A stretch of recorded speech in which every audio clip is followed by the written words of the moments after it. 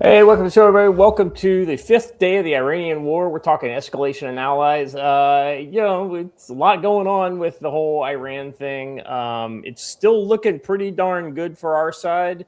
Hell, even when you've got the former Al Qaeda leader Jelani, jumping in with the Israelis and the Americans against Iran, you're doing something right.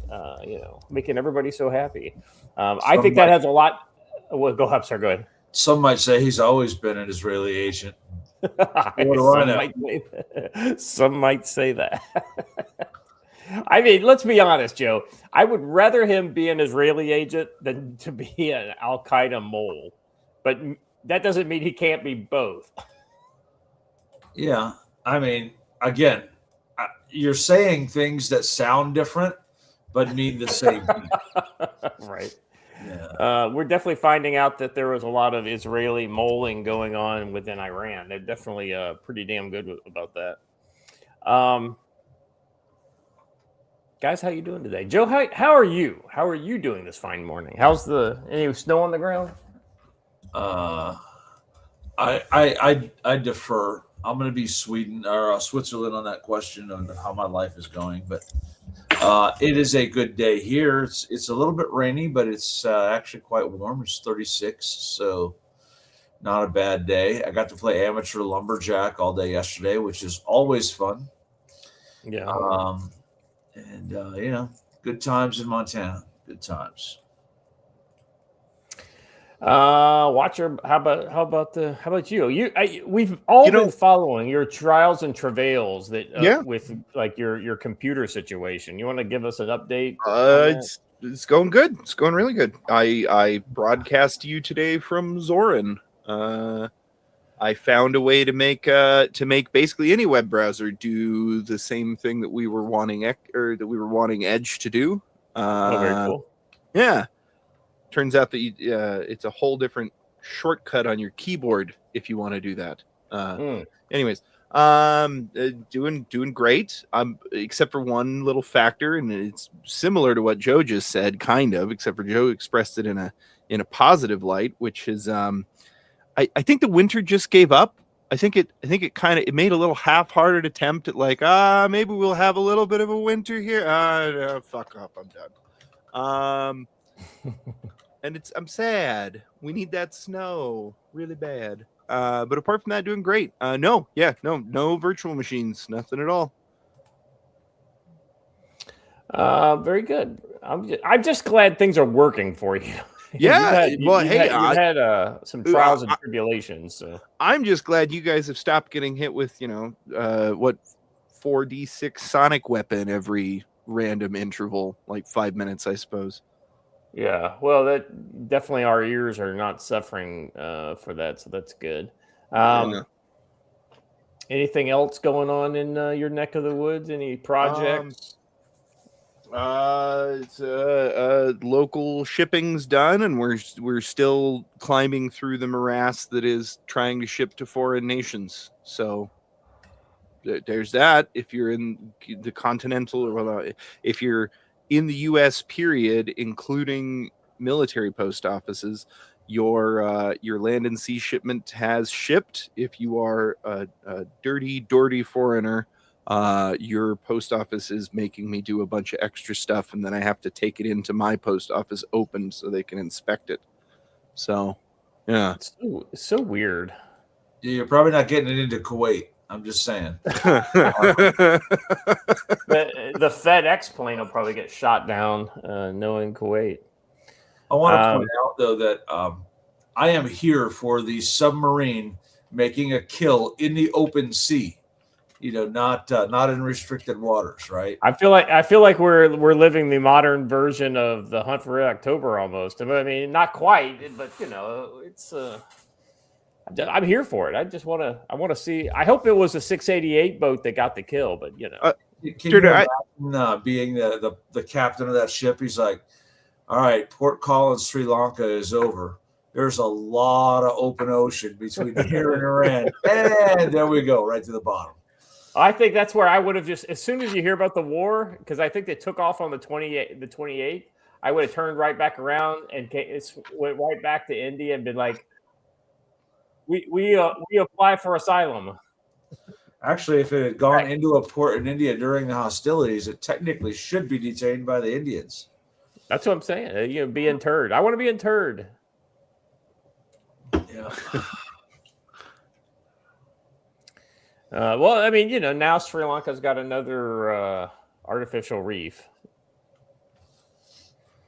I have to ask before we move on. Derna, aren't those supposed to be the ones that are the quiet ones? What? Anyhow. Well, Derna is saying that his fans that are very expensive and you buy specifically because they're very quiet fans have turned into sonic weapons, and I don't understand. Oh, I thought we were talking about something important. I apologize. Yeah. Anyhow. Squishy Hunter, I'm with you here. I dreamed last night I was in a swamp with clear water, weird, looking down at a gator was watching me. I could only assume this was a prophetic dream about the subs. Did you encourage Squishy? Please don't. Did you hear Demp singing to you? Is that? Yeah, right. Yeah, did the alligator sound Cajun? All right. A lot of stuff going on in the world, but before we do, I always like to catch up with the anime version of our reality. If you look at the top link watcher on the show notes, you'll see our AI video of the day. I have it titled as funny. It's not really funny, but it is, Did I? Hold on, let me make sure I grabbed it. Because this first one doesn't look funny. Ah, yeah, okay. It's not funny, but it's, All right. I didn't find anything super funny in the last 24 hours. Oh, hold on. This needs audio.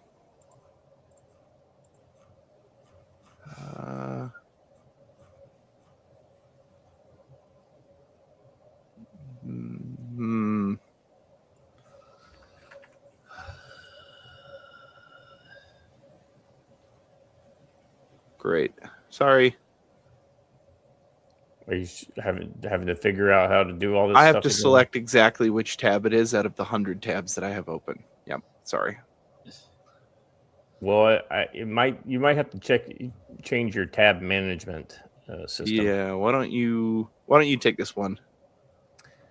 All right. Good Google Maluga.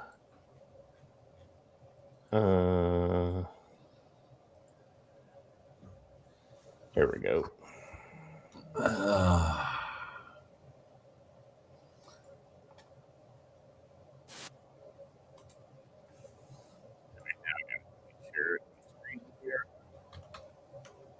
Yeah, of course, it's in Japanese. You can read.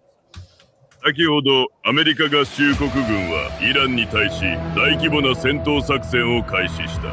このテロリスト政権に核兵器を持たせることは絶対にない。もう一度言う、核兵器を持つことは決してない。我々は彼らの核計画を壊滅させる。もし再建を試みるなら再び完全に壊滅させる。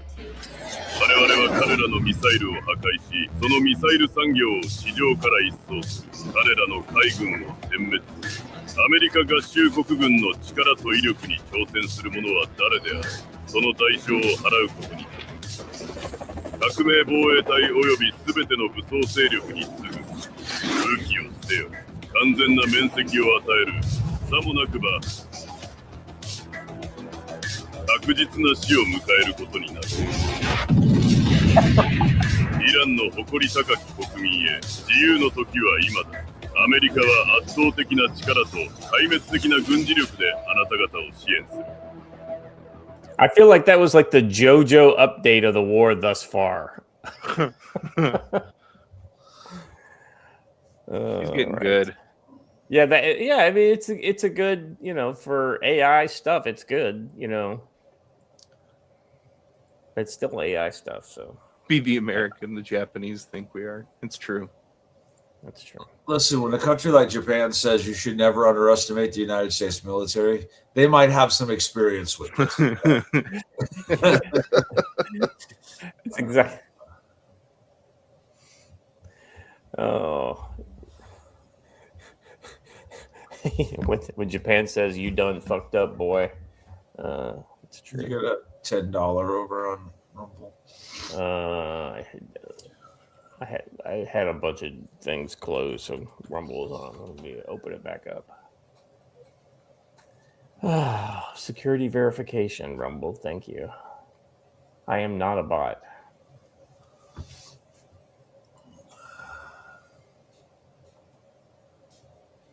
Are you sure? Well, I have to verify that I'm human, it says here. Uh-huh. All right, here we go. All right, no big deal. All right, I'm back. Here we go. Let's see. Lost Core for 23 for $10. I do love how the Japanese adore Trump. Yeah. He definitely has struck a chord with those folks. By the way, I want to apologize that I was made aware that there were some super chats that I didn't get to on Monday's show, so I apologize. If you sent a super chat or a member chat and I didn't get to it, just kind of like drop me a note in there in the chat, and I'll read whatever it is. Gebrecht for $5 says Paradise arrives yesterday. Read a couple hours ago. When do we get issue 2? Oh, Jesus Christ! I'm going to be the Mark Sibley of graphic novels here. As soon as we get them all out the door, I'm going to be turning around and reporting back to my Landed Sea masters with the next 3 chapters to the story. Present that to them. As soon as it gets approved, I will begin fully turning out the next. I have a good idea where we want to go with it, but we got to make sure it works in their kind of, because they may want to use those characters at other places, and they may need me to do things in order to get them to the places they need them. So anyway, it's there's coordination that needs to go in. It's not my story, so all right. I'm just glad you liked it. Okay. Let's jump into the first odds and ends, shall we? It's not all Iran today. We got other stuff going on. And ICE is ramping up Somali alien detention operations in Minneapolis or Minnesota. They're showing up armed and storming the property that's packed with Somalis. It's official. The surge is here. And we've got people running out the back door.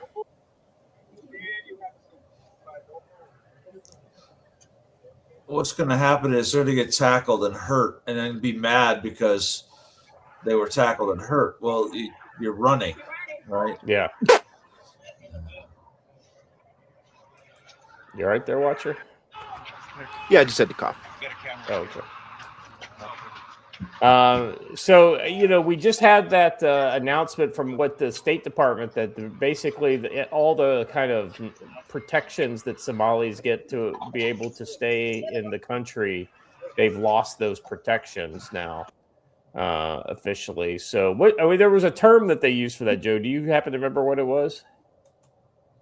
Temporary protected status? Yeah, that's it. Okay. Yeah. And that had to do with because they were like a refugee population, right? Like essentially and that was the reason why we took so many Somali refugees at one point, because they had that status.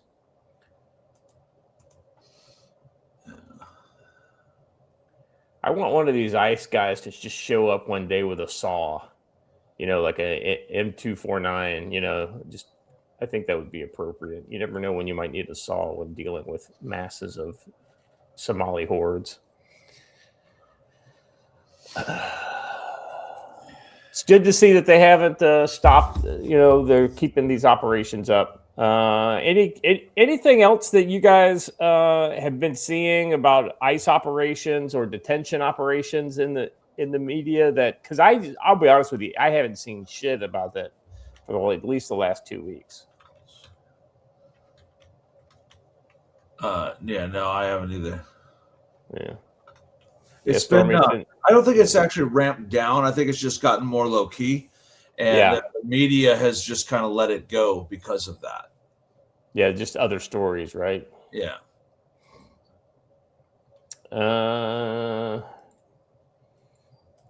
Watcher, you got a take on this ICE stuff going on, this continued pressure. I just like the fact that they're not like letting go. It's not like, just a brief surge and then just say they did something. It seems like they're really working this. Yeah, I'm with you on that one. I don't know. I guess probably just agree with Crockpot Broccoli here. Black Ox for Somali removal.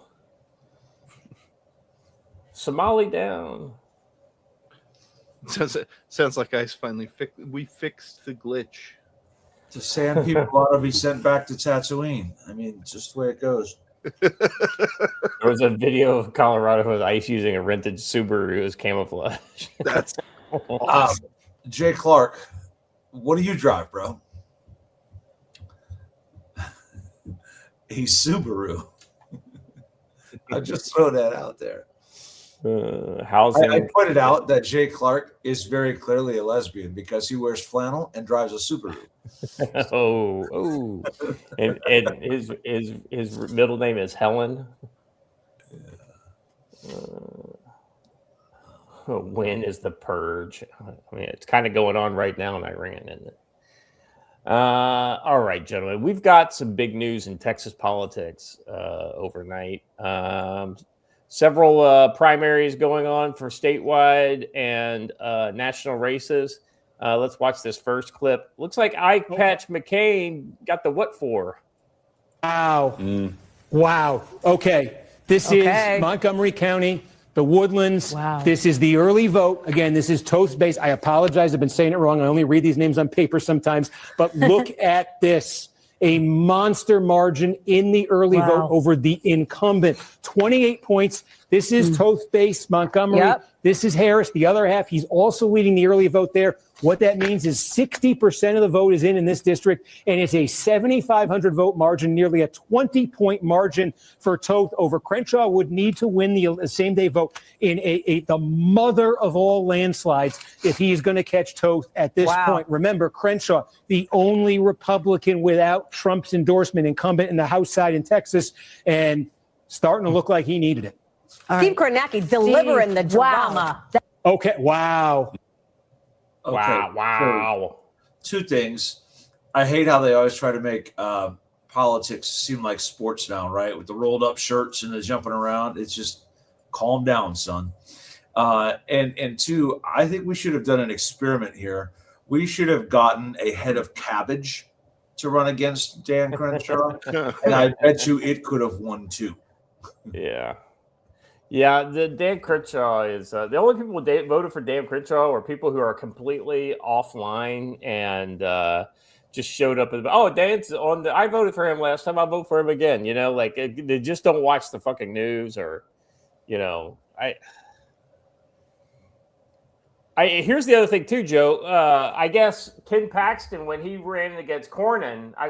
We got that one coming up here. I'll hold my water on that one. All right, so let's go to the next one here. Let's see. This one is regarding Tony Gonzalez and Brandon Herrera. Holy shit. They were within 1/10 of a point of each other. I'm sorry, 1/100th of a point of each other. It shouldn't have been close.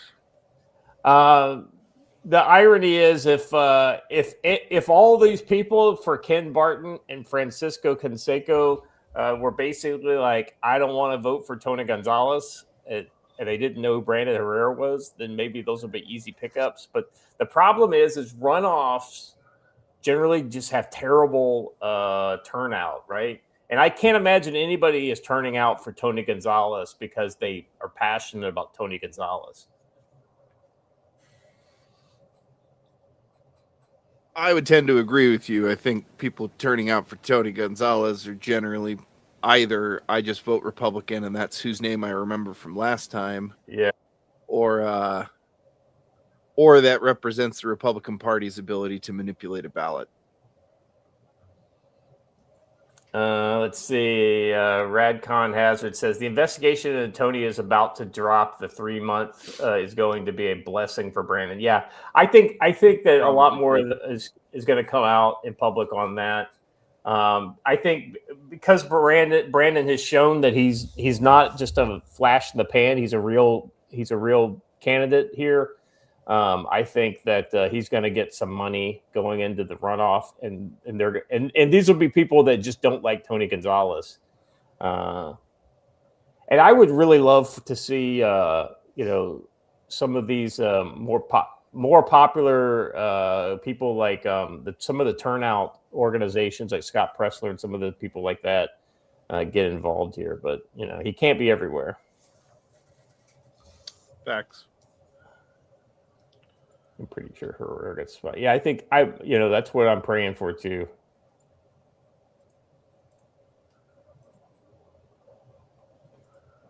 Yeah, that's the problem when you have these open primaries. I know it says Derna says I know more Democrats who are passionate about voting in Republican primaries than Republicans. Let's be honest. Republicans are passionate about their politics, but they're not very passionate about voting.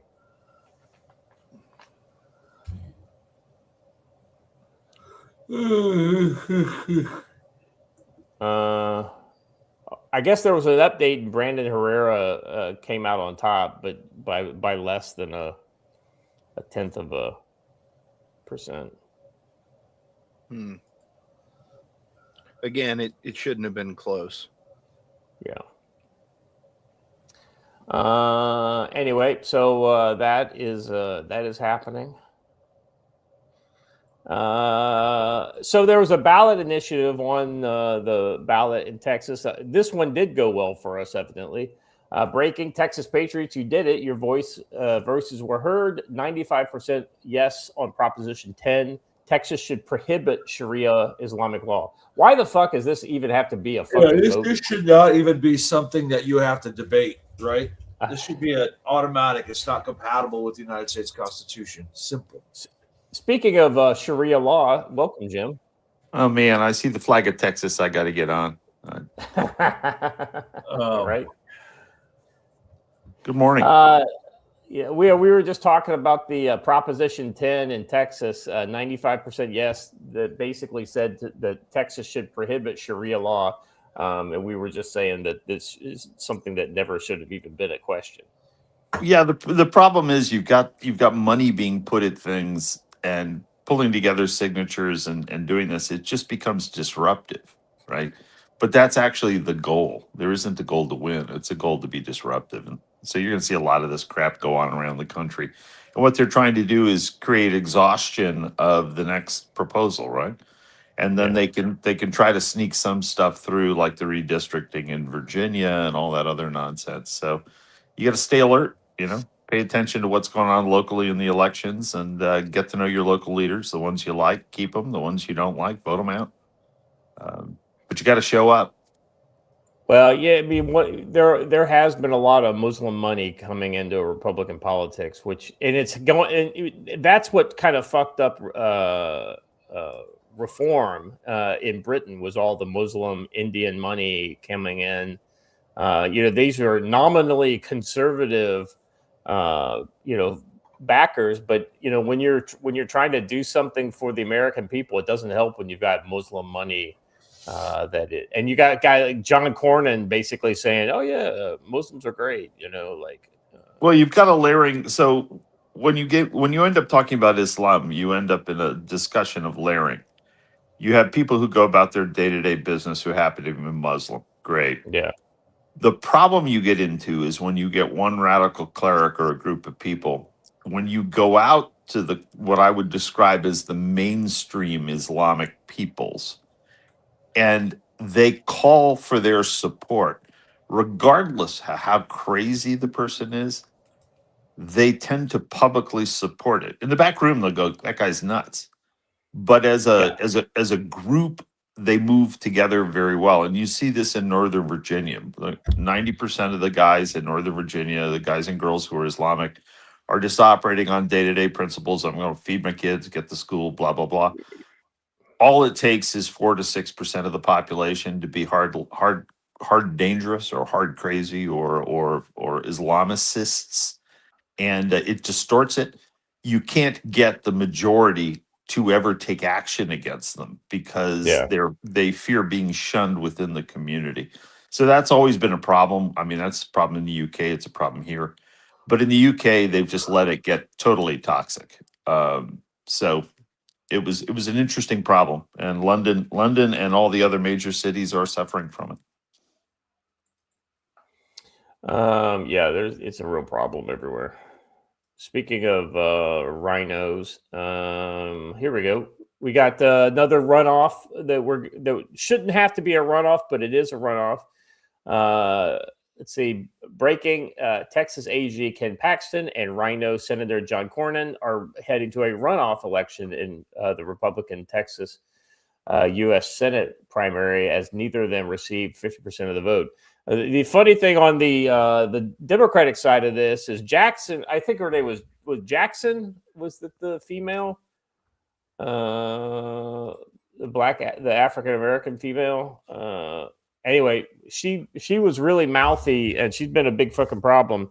She decided not to run for Congress so that she could run for Senate. She was so confident, that she was going to get the nomination, and she lost. I'm so disappointed. I know, it's just to a guy who says that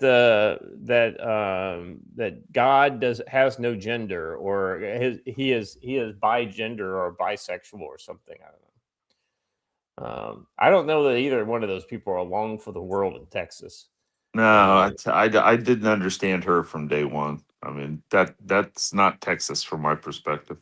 Well, she wanted to join the squad. She wanted to get in with the cool girls. Yeah.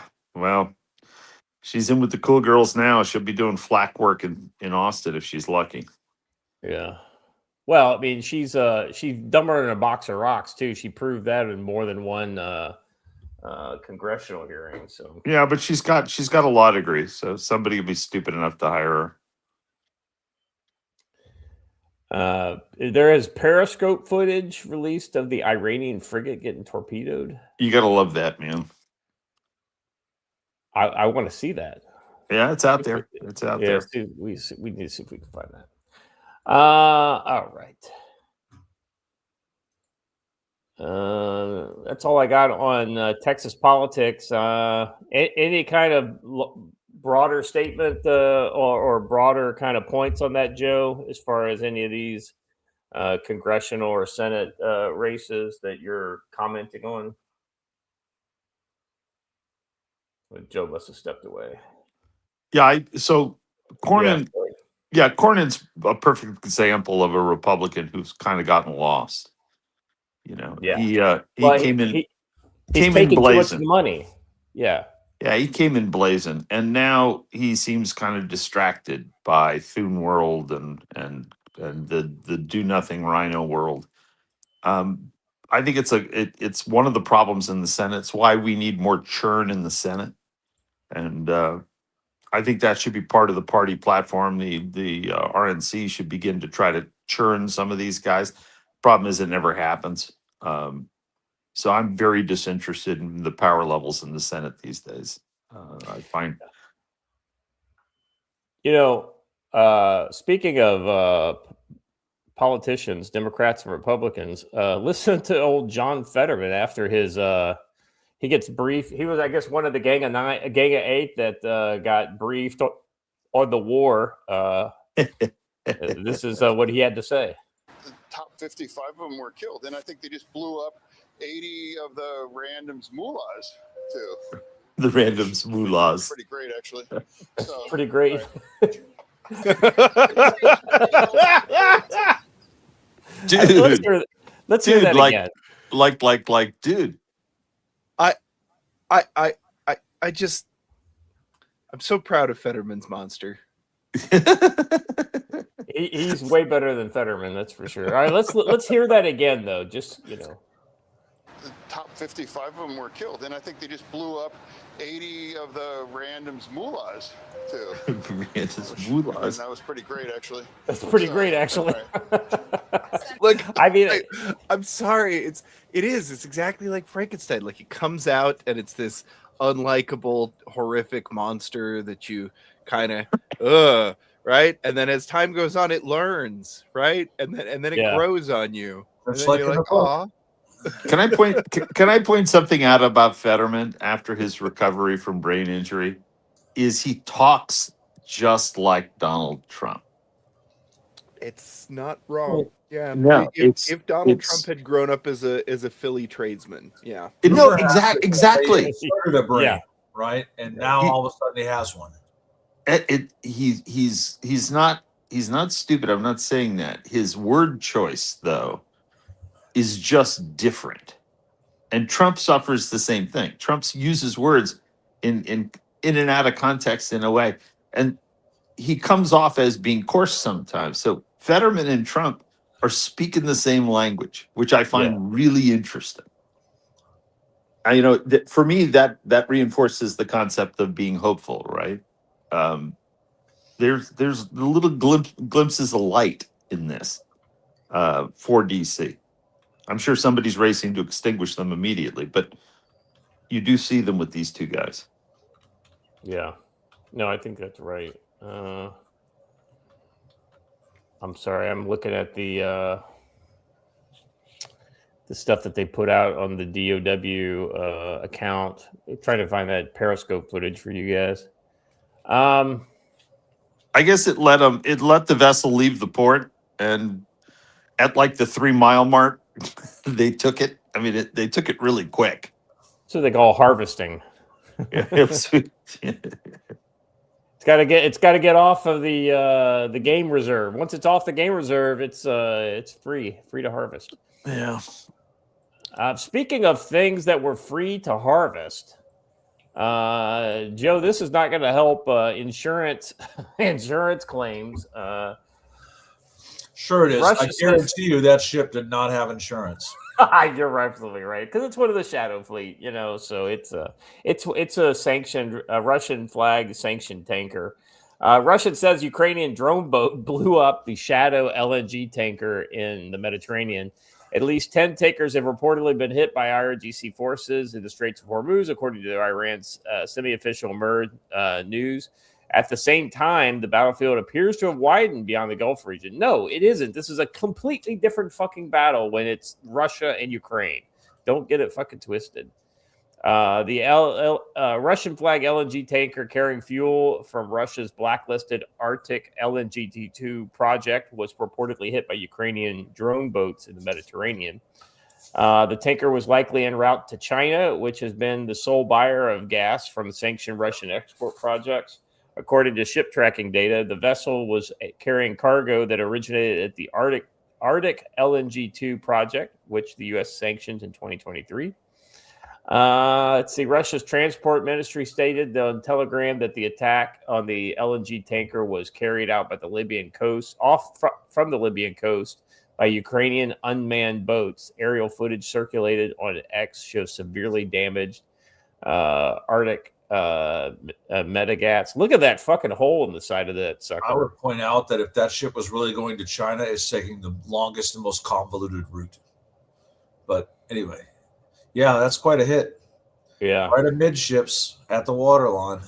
I want to point out that the Ukrainian Yachting Society has been very active from the early Baltic pipeline events. So yeah, these guys have got the game down. It doesn't take much.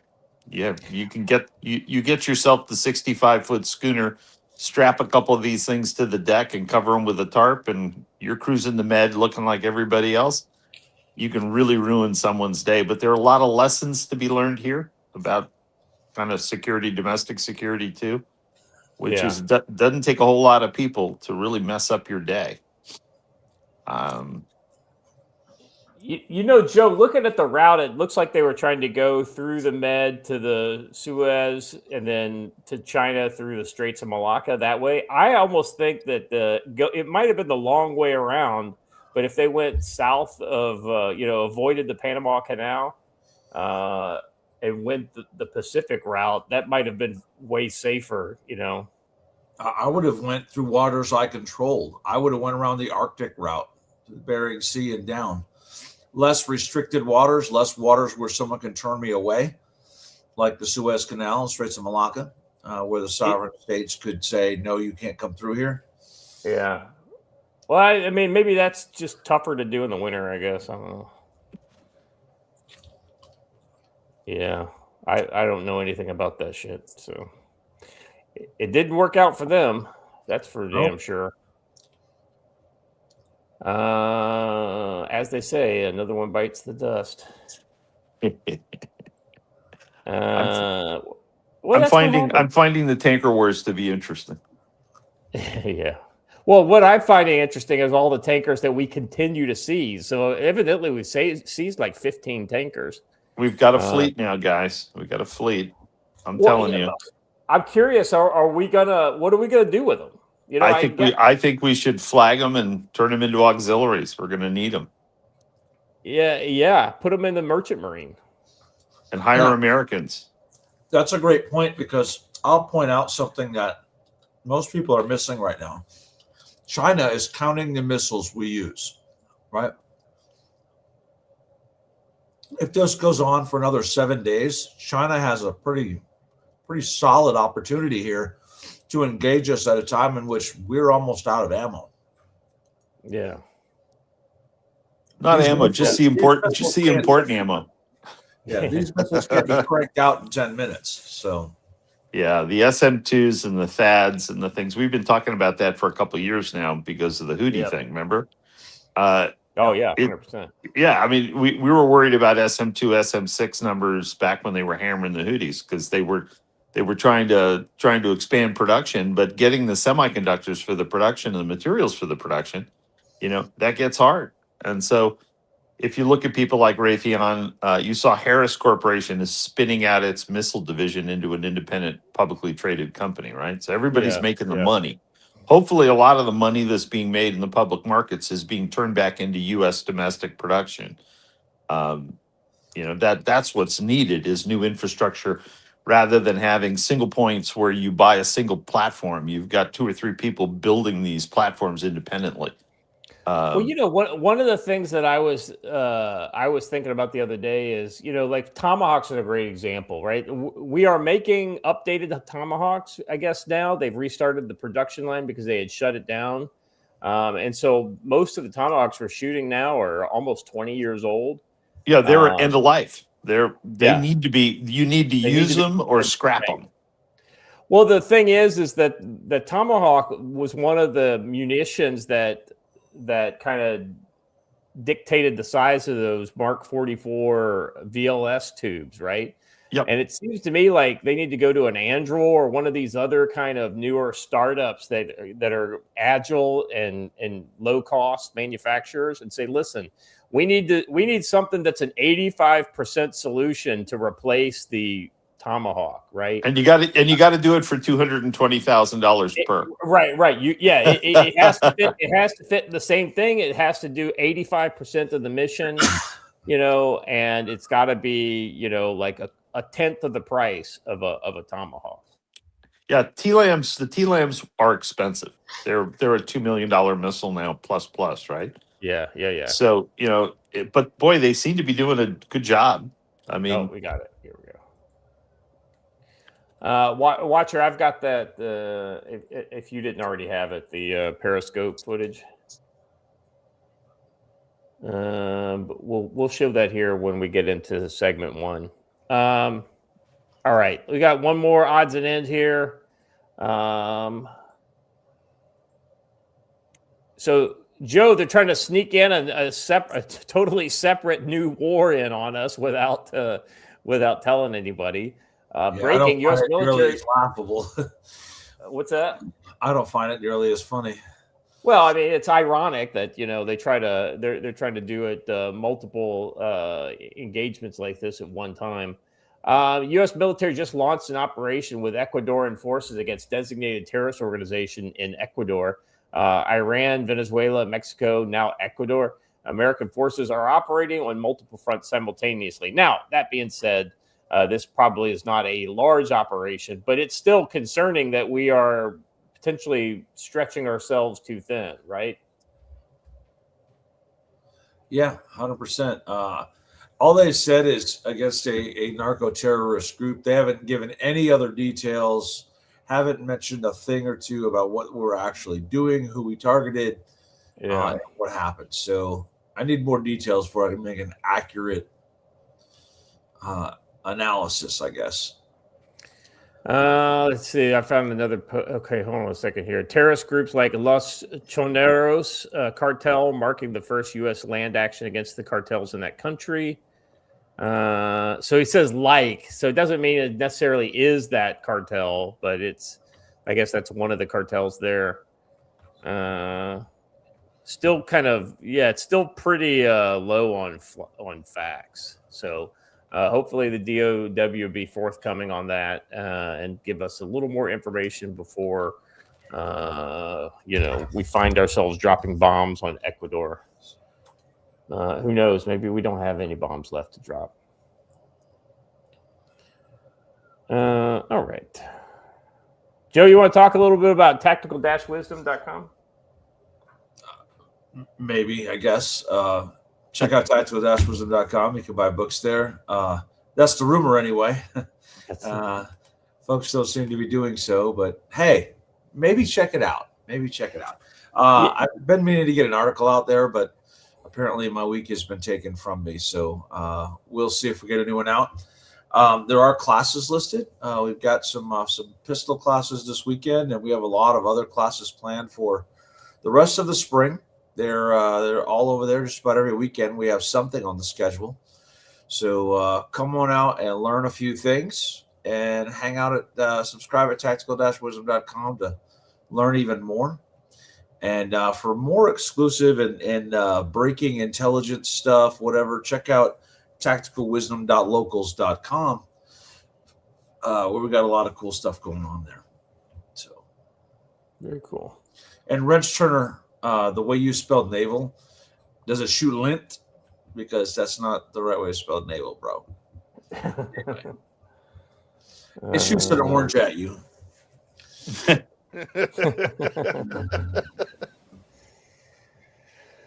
All right. Let's see what we got here. Okay, here's my brush beater ad for today. All right, here we go. In the midst of full-scale war overseas with U.S. and Israeli forces pounding Iran, Supreme Leader Khamenei confirmed dead, retaliatory missiles and drone strikes across the Gulf, and the conflict now in its fifth day drawing in multiple nations. The home front here in America demands vigilance. While our troops and allies are fight abroad, threats at home don't pause. Potential disruptions from global chaos, cyber risks, supply chain breakdowns, opportunistic unrest could leave communities isolated when networks fail and normal life frays. That's when reliable, independent communications become your lifeline. Brush Beater Store brings to you the Radtel RT950 Pro, a high-performance handheld radio with a built-in spectrum analyzer to scan and monitor frequencies like an early warning system. Multi-band coverage, including CB and ham for wide reach, GPS, and navigation for uncertain times. And strong transmission power to keep your family, group, or neighborhood connected when cell towers go down or go dark. Spot hidden signals, detect interference and unusual activity, coordinate securely, and maintain situational awareness on the home front, no matter what unfolds overseas. Get the RT950 Pro and build your net at brushbeater.store/collection/handheld-radio-HT. Use code CFC10 for 5% off all radios, accessories, and courses. Orders over $100 shipped for free. Big thanks to Matt at Brush Beater Store for powering the Council on Future Conflict as the Iran war rages and home front awareness becomes critical. Head to brushbeater.store, enter code CFC10, and build the connected security presence your community needs right here at home. All right, back to the show. Yeah, that is a good-looking radio. Hey, Joe, that spectrum analyzer on that, is that kind of the whole point of that big multifunction display, that color display? Does it give you kind of graphical like display on what the spectrum is doing, like in your a whole analysis of the spectrum. Yes. Yeah. Well, I mean, is it graphical? You know what I mean? Like, yes. Okay. Yes. All right. It gives you an up and down screen thing. I don't have mine set as spectrum analyzer right now, or I would show you. But yeah, it kind of shows you where the spikes are, the RF spectrum, so you can see who's talking where, and decide if you want to dial into that and see what they're saying. So that's cool. Or preemptively go ask them to shut it down. All right. You can even be you can cosplay as a sad ham if you really want. You can. Yeah, that's it. Resist the temptation to jam your enemy's comms. It's much better to listen in. All right, let's see. Hey, Watcher. They seem to want you to do it, the next ad in Korean. I'm just throwing that out there. the brush beater ad in Scottish Korean. I would have to wonder what that would sound like. It would just put me putting imni da at the end of all my verbs. Yes, right.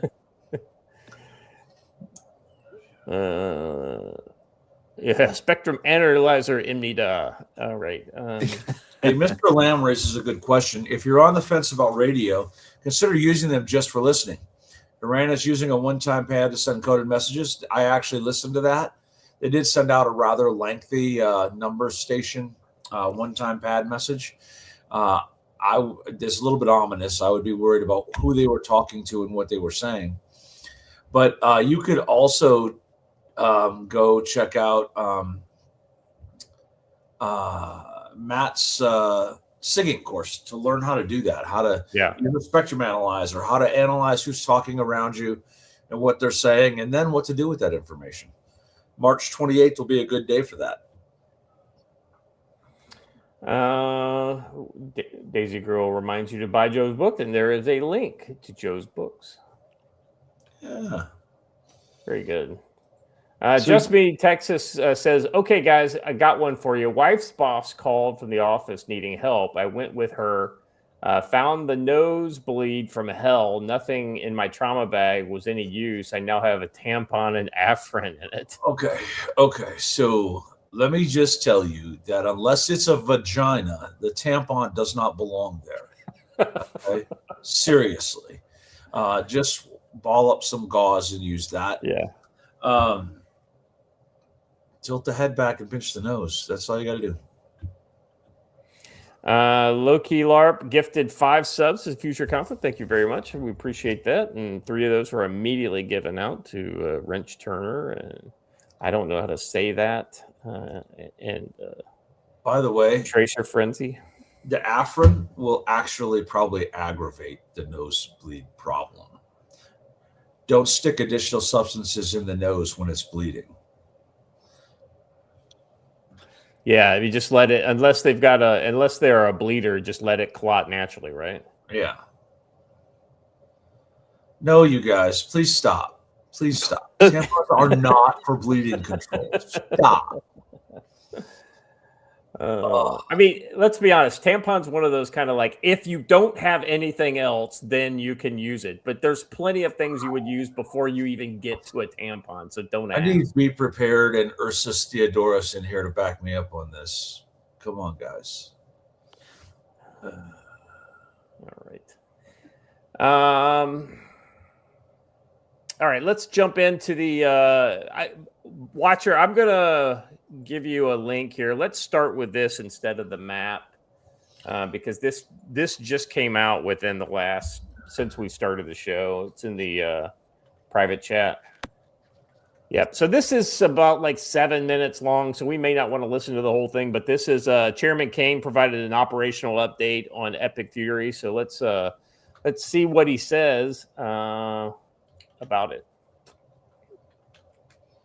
As the Secretary said, we're 4 days in, 103 hours into this campaign. The operation was again launched with clear military objectives designed to dismantle Iran's ability to project power outside of its borders, both today and in the future. First, we are targeting and eliminating Iran's ballistic missile systems to prevent them from threatening the U.S., forces, partners, and interests in the region. Second, we are destroying the Iranian Navy, degrading its capacity, capability, and ability to conduct operations, not just in the Central Command AOR, but as the Secretary showed in the video, around the world.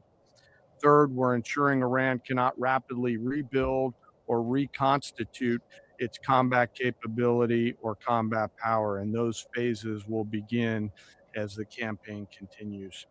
As of this morning, U.S. Central Command is making steady progress. Iran's theater ballistic missile shots fired are down 86% from the first day of fighting, with a 23% decrease just in the last 24 hours. And their one-way attack drone shots are down 73% from the opening days. This progress has allowed CENTCOM to establish localized air superiority across the southern flank of the Iranian coast and penetrate their defenses with overwhelming precision and firepower. We will now begin to expand inland, striking progressively deeper into Iranian territory and creating additional freedom of maneuver for U.S. forces. Let me explain a little bit about how we're thinking about staying ahead of the enemy. First, over the past several weeks, Admiral Cooper and the CENTCOM team have refined their operational approach to the region. Their planners identified key centers of gravity that would allow Iran to project power outside of its borders. They thought about how to isolate critical vulnerabilities and determined where, with precision, the greatest strategic effect could be achieved. As a result of this, CENTCOM is now shifting in day 4 already from large deliberate strike packages using standoff munitions at range outside an enemy's ability to shoot at us, now into stand-in precision strikes overhead Iran. As the Secretary said, this is a point of munitions transition from standoff munitions to stand-in munitions like joint direct attack munitions, which are GPS-aided free-fall weapons, and other things like Hellfires, etc. This will allow the joint force to deliver significantly increased precision effects on the target. The throttle is coming up, as the Secretary said, as opposed to ramping down. This will allow us to maintain consistent pressure on the adversary over the coming days, disrupt their launch timelines, and impose cost every day around the clock. I know there have been a lot of questions about munitions. We have sufficient precision munitions for the task at hand, both on the offense and defense. But I want to tell you, teammates, as a matter of practice, I don't want to be talking about quantities. And I know there's been a great debate about that. And I appreciate the interest, but just know that we consider that an operational security matter. Let me flip to the map here. Hopefully I don't kill anybody with a laser pointer. So I can keep going, but that seemed like a good yeah. he maintained the Air Force's grand ability to put me to sleep every single time an Air Force officer speaks. I was gonna say that bodes well though, right? Because like I don't know why I had never seen the man, but when I heard that there was a general named Raisin Kane, and that Trump was big on him, I assumed that he was gonna have a big personality. Air Force, bro. He, If he had a big personality, he would be a Marine. I'm just throwing it out. I think it's more of a like a job competency thing that that he's attracted to versus his flashy personality. Listen, nobody other than Donald Trump calls him Raisin Kane. I'm just throwing that out there, okay? I just want to say that he's probably one of the better PIOs I've ever seen. Hence my comment about Donald Trump being the only person who calls him Raisin Kane. And I got the dig there. I was just ignoring it because no. Even Scott reeled in pain. I know.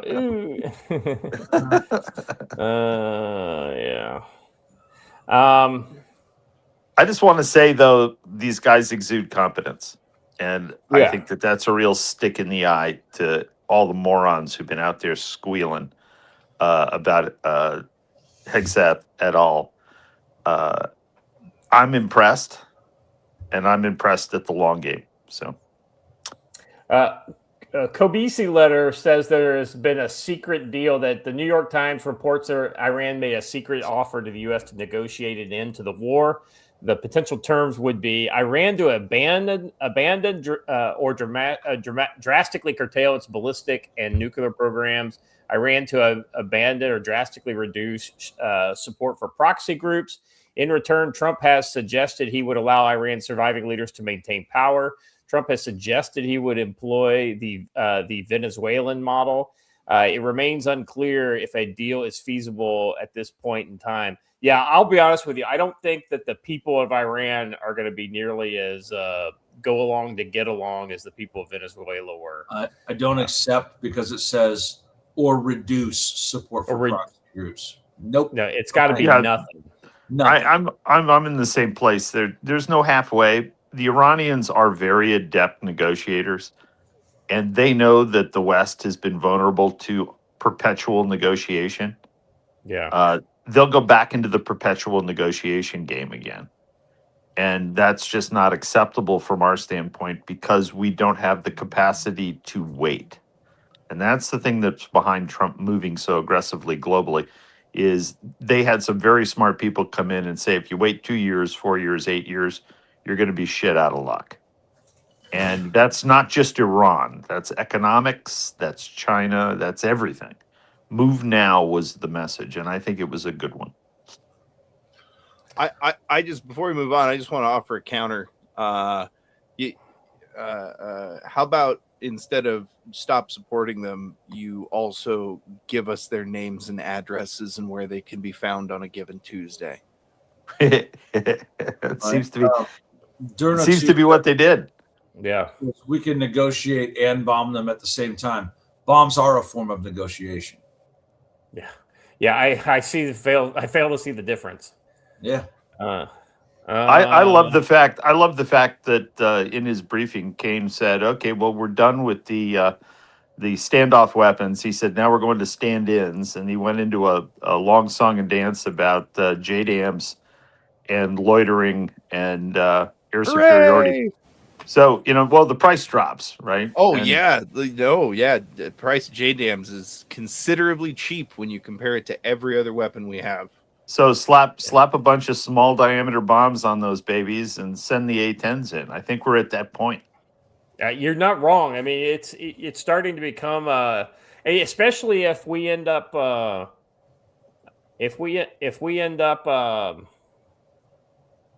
supporting the Kurds on the ground. We'll be talking about that. Exactly.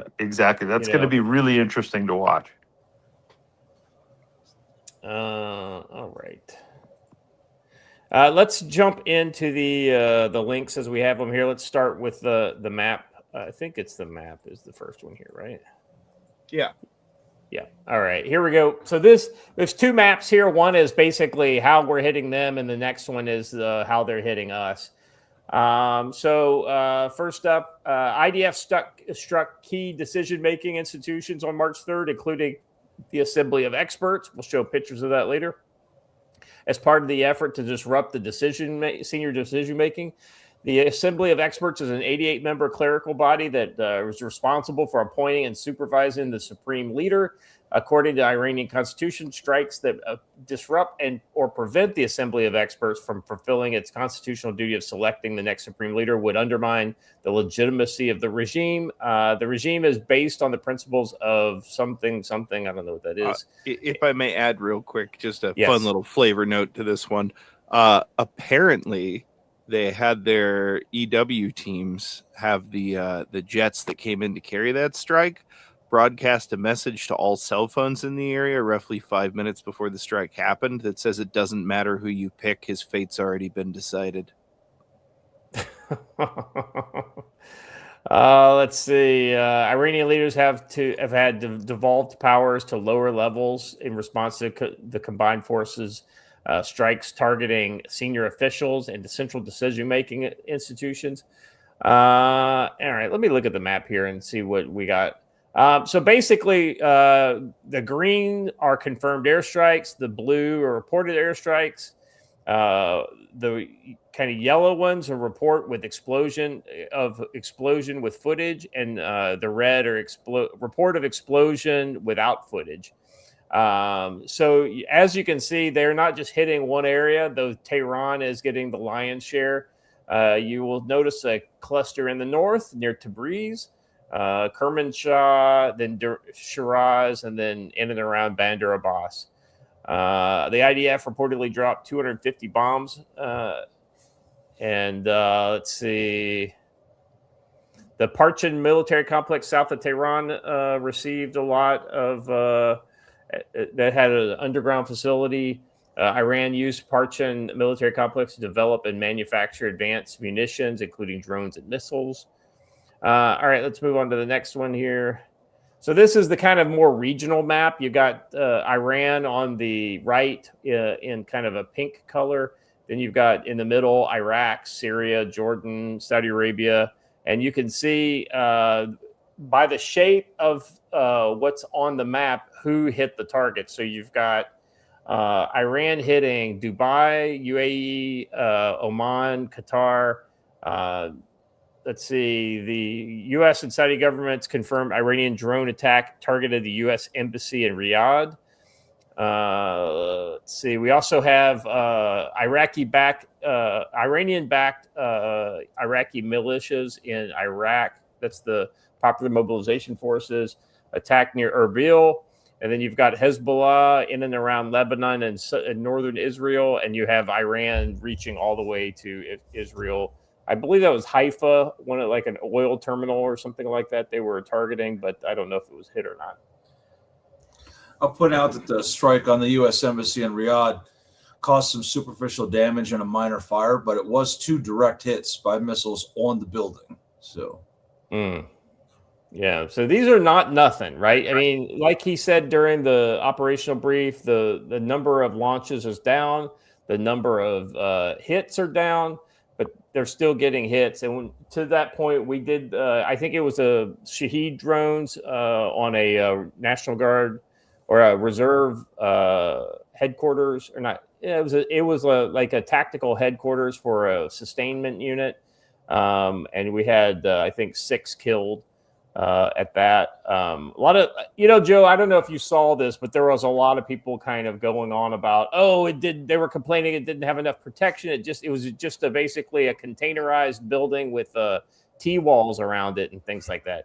Well, I mean, you can't be strong everywhere, right? You can't have 18 inches of overhead cover on every, facility, especially when you're operating quickly and over a broad area. The T-walls, if those drones had landed just on the other side of those T-walls, it would have been fine. It would have just scraped up the concrete a little bit, but that's not what happened. It hit the building inside the T-walls.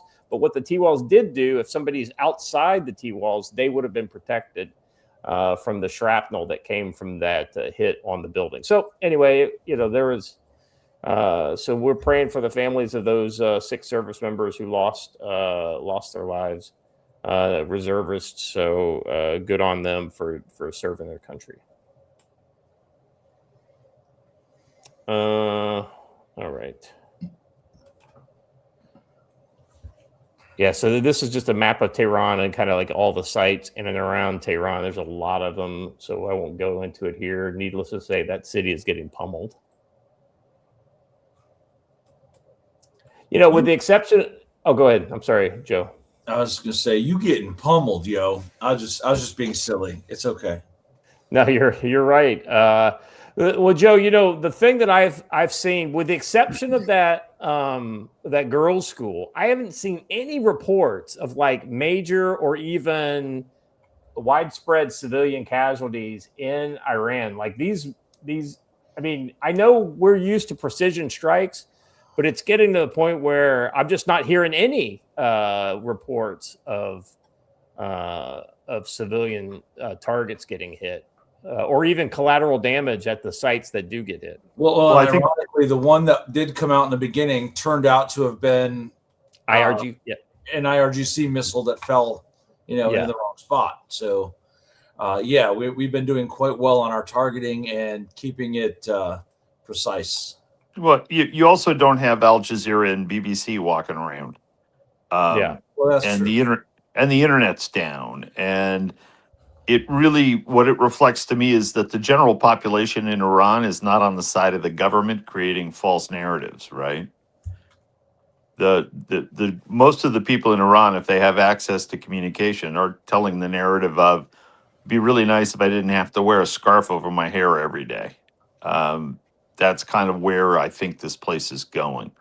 The Persians are tired of this crap, and I hope that all the minority groups get along after this sorts out. That's usually a problem point. All right, let's see. Hey, watcher, let's go to those links in the private chat, and then we'll kind of get back on target here. That video that we were just looking at were ATACMS missiles being fired from HIMARS launchers. I believe those are either in Kuwait or in Saudi Arabia, but those are hitting targets within Iran. So I read that they're actually running precision strike missiles in those platforms now for the first time. So they're testing the. Yeah, so the ATACMS is a precision guided munition, but that's the old one. That's the fat, stubby one. The Prism or precision strike munition is a new weapon that we've added to that HIMARS and MLRS weapon system. The ATAC. So the original MLRS it's like a 6-pack, right? 6 missiles in 1 pack. So a MLRS has 2 packs. A HIMARS has 1, right? So for 6 missiles, that's for like the Gimblers, and then they can shoot the ATACMS, and the ATACM is a single pack, 1 missile, right? And so this new Prism is 2 missiles in each pack. So MLRS can shoot a total of 4, and they have so it's a narrower missile than the ATACMS, but it has a longer range. And it has a variety of warheads that it can use. So it's a pretty valuable piece of kit. Probably really expensive too. So. It's the common thread. Right. Yes. All right. So we're gonna go to hell for this next one. This next one is it was humorous. I put it in the private chat. I didn't mean for you guys to put it up on the thing, so we don't. But it's good. All right, so let's watch it. We need something to bring our spirits up. This is a Sunni Muslim women's self-defense technique. Here we go. They come up. Stop. Get away. Well, it does do the job. It does do the job. Can you say 6-pack around Marines without having to drool? Pavlov's effect. Joe, can you believe that? It's terrible. Terrible. Well, yeah, it's 8-pack that get them really excited because they think you're talking about crayons. So. Joe, the catamaran, Iran's like a high-speed catamaran apparently didn't make it out of port, or just barely out of port. Well, they were given an unofficial warning to not try to leave port, and every ship that has attempted to leave port has had this happen to it. So. That's a shame, too, because that's a really nice converted yacht. Israeli maintenance, Yeah.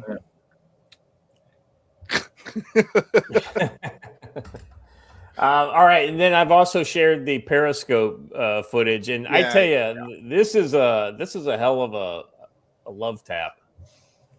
Yeah, I like seeing torpedo footage. There's a moment where the whole frame warps that. You just love to see it. There it is. They knocked the mast down. Holy cow! Well, hey, Rich, quick. Yeah, let's. Rich Turner is doing the 5 gifted subs over on YouTube. Thank you very much. We're gonna get some slow playback on this one. Oh,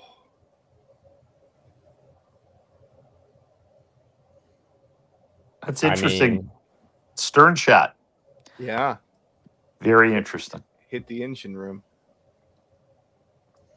I mean, I'd have hit her midships, but I guess taking the stern off will let the water rush in quicker. Well, You're that's well, Joe. I thought you always preferred the shots at Djibouti. That ship took one right in Djibouti, and it was not good. It'll lower the casualties having this stern. And let me just clarify something, Scott. I am not in the Navy, so Djibouti is not my preferred port, but I will go there should it be necessary. Any port in a storm, you know. Oh, that's Um, Squishy Hunter. Are we sure it wasn't just taco night? that's true. You know, before we move on, the only real comment I have is it's gonna take more than flex tape to fix that. Yep. Yeah. Hey, I want to disagree on the casualties are low. So far, of a complement of nearly 200, we've only recovered about 39. There are 160 something still missing. There's no low casualty count here. And by missing, we mean dead, drowned at sea. So, Yeah, well, the other thing to remember there is you got to remember they're underway, and this just happens out of nowhere. They've got no fucking idea that they may have they're in the CIC, or the sonar guy may have heard the screws right before it hit, but they had no fucking clue that this was going to happen. And so, just think about how easy it would be for you to get from your duty station, especially if you're sleeping or something like that, and that's assumed you're not injured in the initial blast. And Yeah, and lest you should feel sympathy for any of these, remember that they were there to do this to us. Oh yeah, they would have done this to us, and it's guys like that served in this Navy that took our guys hostage not too long ago. I think was that the Obama administration when it's always the Obama administration.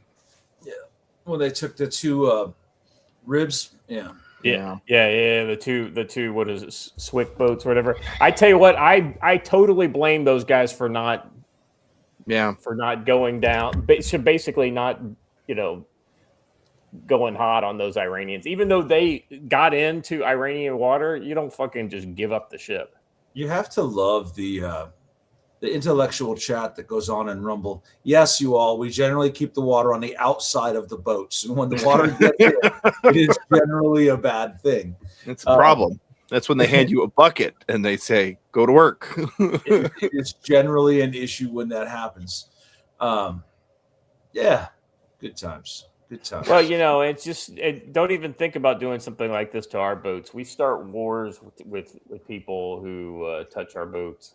We drop nukes on people who touch our boats. While I agree with you, can we just offload all of our sailors and then let somebody hit the catamarans and be done with them? I'm so done with this ship design. Well, we should just recycle them, take them to the recycling depot. You're right. It is basically a big beer can. It is. It's Alcoa would love to recycle those ships for us. Well, the sole purpose of the catamarans was to deliver anti-shipping missiles in a stealthy way, and what's happened is that mission has now ceased to exist. Right? Yeah. So those will all be unmanned in the future. Yeah, that's going to be the what is it? That new Lockheed Martin Lamprey drone. That's pretty cool, isn't it? Yeah. It's got the little pop-up launchers. Yeah. There's actually an intellectual discussion. It is harder to escape from a ship that is sinking because the water displacement as the ship goes under sucks everything with it to the bottom. So it is much harder to get out of a ship that's sinking. About the only chance you have if you're on deck when that happens and you don't break your legs is getting away from the ship. Not just you don't try to cling on to wreckage, but you need to get in the water and get away from it. Yeah. That's why in the Marines we had to do a 10-meter jump into the water in full gear, right? So the next question becomes: how many of the sailors on this vessel actually knew how to swim? Oh, I was just going to bring up the fact that Arabs are famously excellent swimmers. Well, these aren't Arabs, so Persians, but whatever. Don't tell a Persian whatever. Dude, Turner, I'm gonna stab you. All right, let's move on to the next thing here. So this kind of section of the show is kind of about the U.S. strikes on Iran, in the last 24 or so. Joe, the B-2, B-1 had got in on it last night. The B-52s got in on it. The old big ugly fat fucker started raining down some hate. Yep. I just like seeing 75-year-old veterans get back off the get into the fight again. So yeah, off the bench. That's right. Good. I think we're on our fourth generation of B-52 crews. It's kind of ironic. Gentlemen, when the sun has long burned out, the B-52 will still be laying down hate. Well, there was now that you've taken that there. I can go back. No, I was just there was a B-52 meme that was going around. If I can find it, it's worth sharing. Let's see, one more shot here. Oh yeah, these are just more drones getting hit. Because once again, you love to see it. Thwack. Explosion. Those look like 200-pounders. Well, those are small drones too. You got to remember. Oh yeah, here we go. Yeah. So, small. They're about the size of an SUV, but yeah. Watcher, I'm gonna sit it in the private chat. There we go. This is your B-52 meme of the day.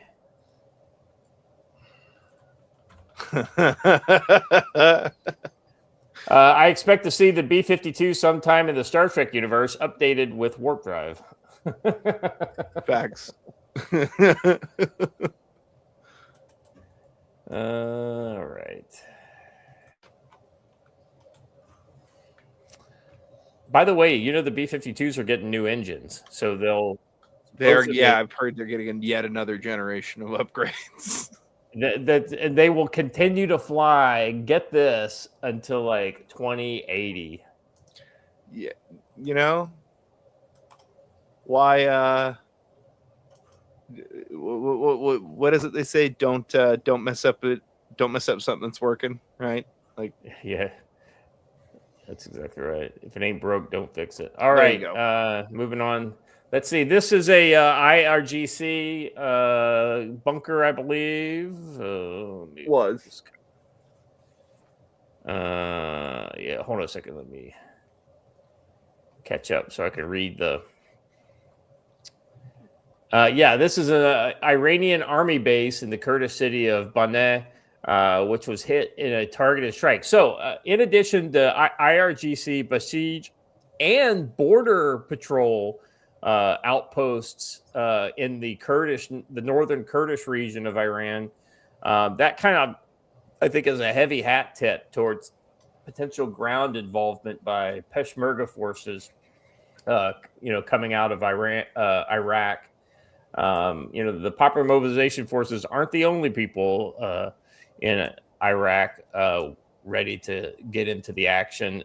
It should be interesting. And then here's the thing. I'm curious how regular Iranians will be disposed towards them. Will they be seen as a kind of anybody who's, an enemy of my enemy is my friend?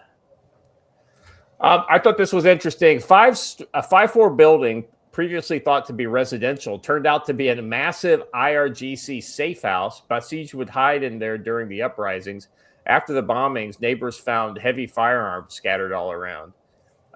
So that's you're seeing some pretty interesting discoveries, like especially some of these classified documents that are come out of these these blown up buildings.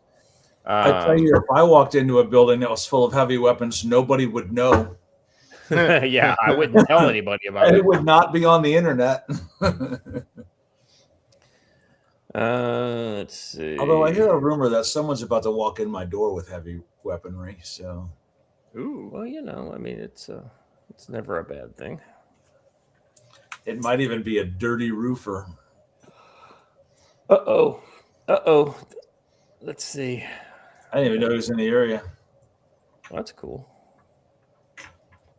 Let's see. We got another one here. Let's see. We got a police command center building in Iranian townships of Naval in the Imam province. So it looks like they're hitting even like places in smaller towns, right? But anytime you've got the IRGC or Basij kind of confirmed at a specific location, I think they're just kind of naturally, drawing the bombs there. Jim, is there? I know this is not your bag so much, but you're a pretty canny dude. Are you seeing this as a very well done kind of like limited target set that we're seeing here on the ground? The problem is the IRGC and Basij targets are prolific. They're everywhere, right? Right. So it's a crossover of the national security state, the police state. So every police department is basically Basij or IRGC controlled. It's a national security state, not unlike East German was. And the army is a separate entity, right? And the only hope they have is to keep some of the army on side. But the IRGC controls all the advanced weaponry, all the strategic weaponry, all the electronics. So they're all being targeted now, and they are everywhere. Every town, every village will have an office, right? And you'll have your Zampolits running the world, baby. It's the same model. So they have to kill them, or at least get them compliant. And the locals will know who to kill, right? So, but you got to empower the locals to go kill them. And there's some risk in sending in the Peshmerga because the Persians are not the same. So there'll be some tribalism that has to be dealt with, and you hope that somebody's on the ground. I can almost guarantee the Israelis are on the ground. I don't know about us. I had somebody say, "Oh, the CIA must be prepared for this," and it's like, yeah, maybe not. Right. Well, I think the CIA is doing a lot of work out of Erbil, is what I think. Yeah, that's always again. The problem is you run into we've got a single option, which is the Kurds, and we're going to put the Kurds in. Well, I don't know that the CIA does a lot of work out of Erbil, but everyone I know of who is in the CIA has worked out of Erbil. I'm just saying. It's crazy. One of them comes here fairly regularly. It's crazy. Yeah. Very. They don't hate us up there, Joe. Right. Well, they don't hate us that much over there because here's the thing. I'm curious, are the Kurds really gonna hang it out there again for us to stab them in the back again? Now, I mean, that's as much our fault as it is their fault, but it's one of those kind of things that, like, we make promises to the Kurds and we end up backing the Kurds in ways that are just not sustainable. We got to be like upfront with these people that, hey, you're going to have to fight for this on your own. We'll give you some weapons and then we're out, man.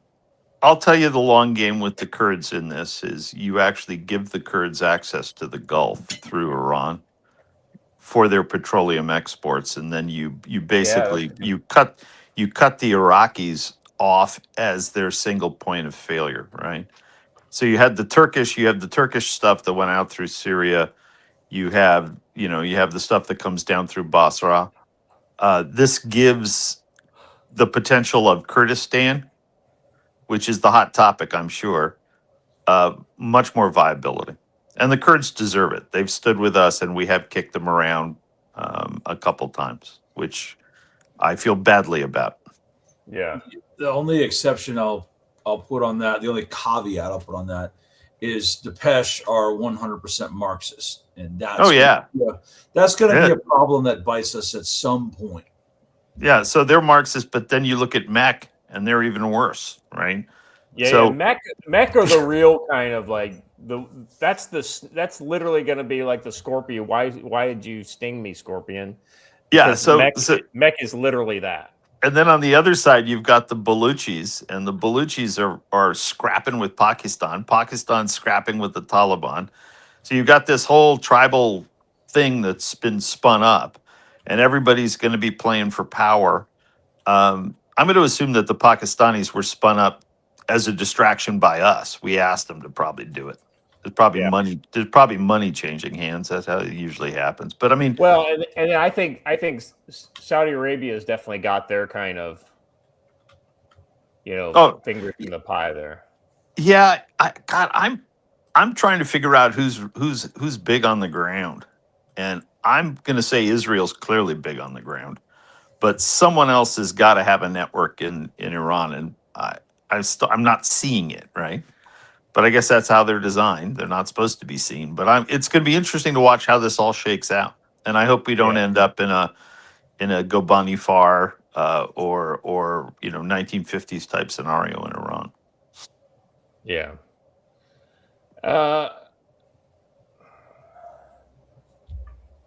There are a lot of players, and especially in the Iraqi Kurdish movement. The good news is there are some good guys. Well, good guys, relatively good guys. The KDP folks, the Barzanis, those guys are generally not the commies that you see with the PKK and all that kind of stuff. So I'm just hoping that if we're giving weapons to people, it's not the fucking even the PUK in Iraq are, I think that's what you were just talking about, Joe, the Peshmerga, that have more left-leaning tendencies in Iraq they're not as bad. Sense their people. Yeah, they're not as bad as the PKK and the YPG in Syria, but they definitely lean to the left. Whereas the Barzani faction leans more conservative, but it's one of those kind of things. I think when you're in those tribal kind of things, a lot of these niceties of politics doesn't matter as much. All right, let's move on to the next one here. This is a kind of an area in northern Tehran. So this is interesting. So Israel put out a warning like a couple hours before they started smashing this neighborhood. They basically said, if you're in this neighborhood, and it's kind of a well-to-do neighborhood, get out like now. And so a couple hours later, they just completely start smashing that area. It makes me wonder if they identified like a network of IRGC or something along those lines. Tunnels, probably. Yeah, tunnels. Right. That was my guess too. You remember those tunnel complexes that got bombed in Gaza, Joe, where you hit right here and you'd see like all these like shafts. That's what I was going to say. I would look for smoke plumes throughout the city. That would tell you that the smoke was moving subterranean. And that's one of the things that was used in Afghanistan to flush out tunnel complexes, right? Right. Drop some smoke in one area and see where it comes out. Let's see. All right, here we go. This is another naval story of interest. We were already talking about that the torpedo strike. This is the ship that was featured in that Faces of Death, the naval edition. Iranian frigate IRIS Dina is in distress off the coast of Sri Lanka. Reuters reports the vessel was attacked by a submarine. Citing the Sri Lankan Navy, the Defense Ministry sources, and the Iranian warship encountered trouble. I would say it encountered trouble. Somebody wrote trouble down the side of the torpedo. Exactly right. drop your weapon or there will be trouble. Just immediately thought of RoboCop. Let's see. With at least 101 crew members reported missing and 78 injured, Xinhua, citing the Sri Lankan Navy source, claims the missing sailors are presumed dead. Let's see. Quoting a Sri Lanka foreign minister, the reports that the ship was near Gali in southern Sri Lanka and issued a distress signal around 5:08 a.m. Yeah, that was right before breakfast. Not a good wake-up call, that's for sure. The Sri Lankan Navy confirmed that at least 35 people have been rescued. The foreign ministry told Parliament that 30 injured soldiers were taken to a hospital. Reuters states the frigate was attacked by a submarine. That's pretty much it. Yep, there we go. Our Red Storm Rising or our Hunt for Red October dreams continue. So this is a video that I tweeted out. My comment was a little on the snarky side. This is the facility that housed the what is it? The IDF just wiped out the entire succession of supreme leaders. Most of the members of the 88-seat Council of Religious Experts were inside the building voting for the next leader when Israel struck. And of course, I said, you didn't need all those mullahs, do you? We'll take care of them for you. Right now, this dude is like, have you not heard of Zoom? Zoom. Zoom meetings, exactly right. Oh, boy. Well, Joe, what would have been funny, like if, let's say you got all 80 mullahs right there on the Zoom call, right? It's like, and they just start kind of like from time to time, one will go psh, and then just drop off the Zoom call. It's like, oh, they hit Abdul. Oh, oh shit. All right. So, after this occurs, they just gotta choose somebody. So of course they choose the Ayatollah's son. Let's see here. Let me open the tweet. Iran's Assembly of Experts has selected Ali Khamenei. So like the 5 dudes left over after the bomb got dropped.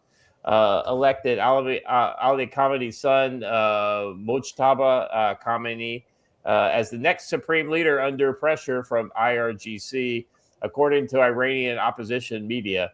And I understand they were getting ready to create a poly market on to see how long he lasts, and then the next tweet came out.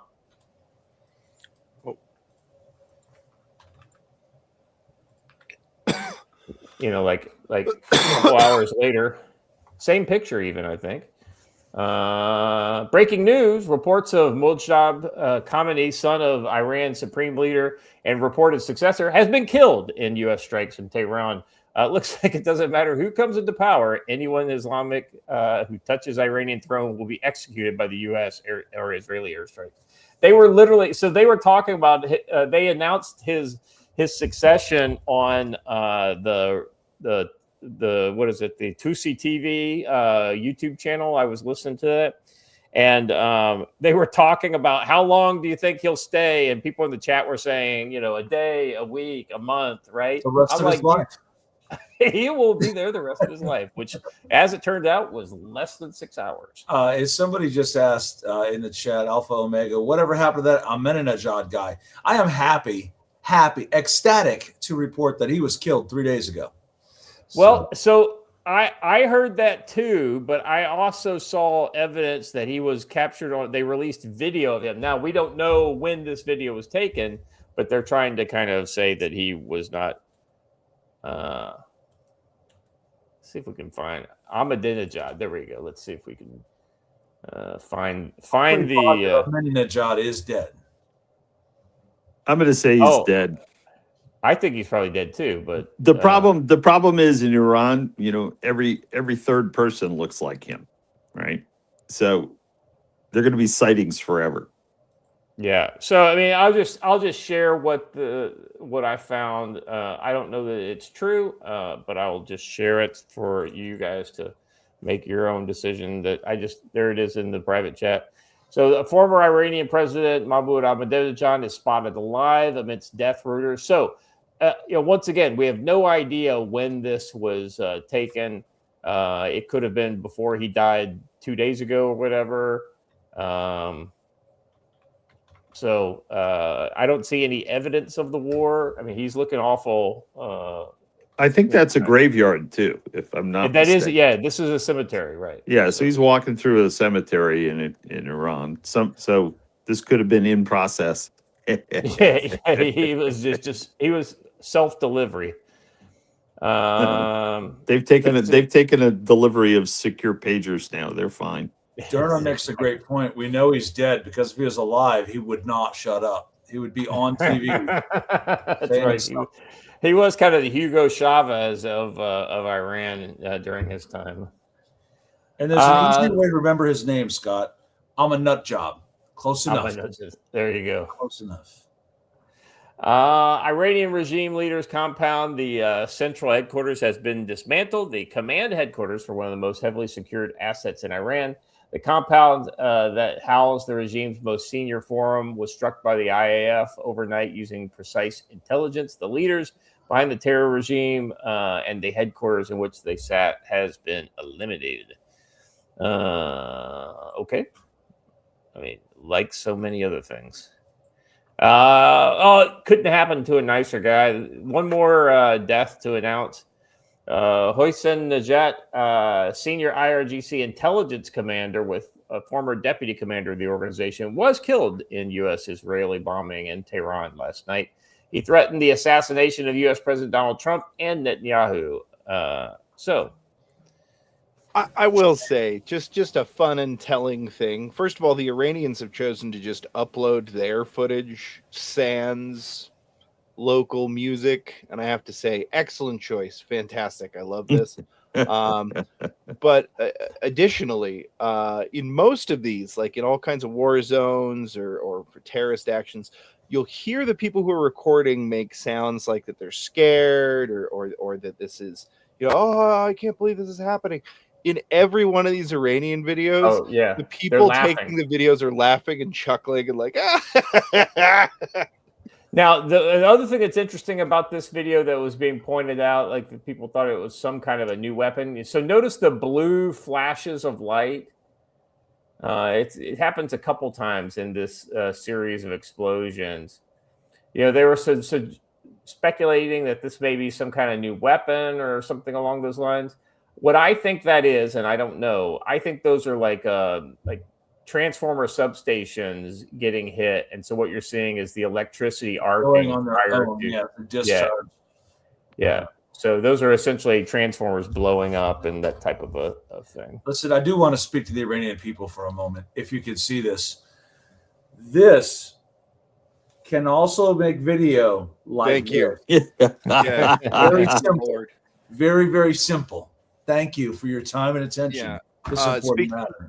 Thank you for reminding me, Joe. Speaking Speaking of which, we are now taking donations for our new 501c3, the Watcher School for International Horizontal Video Filming. The other thing that the blue light could be, Scott, is, as we mentioned the other day, is pyroclastic lightning.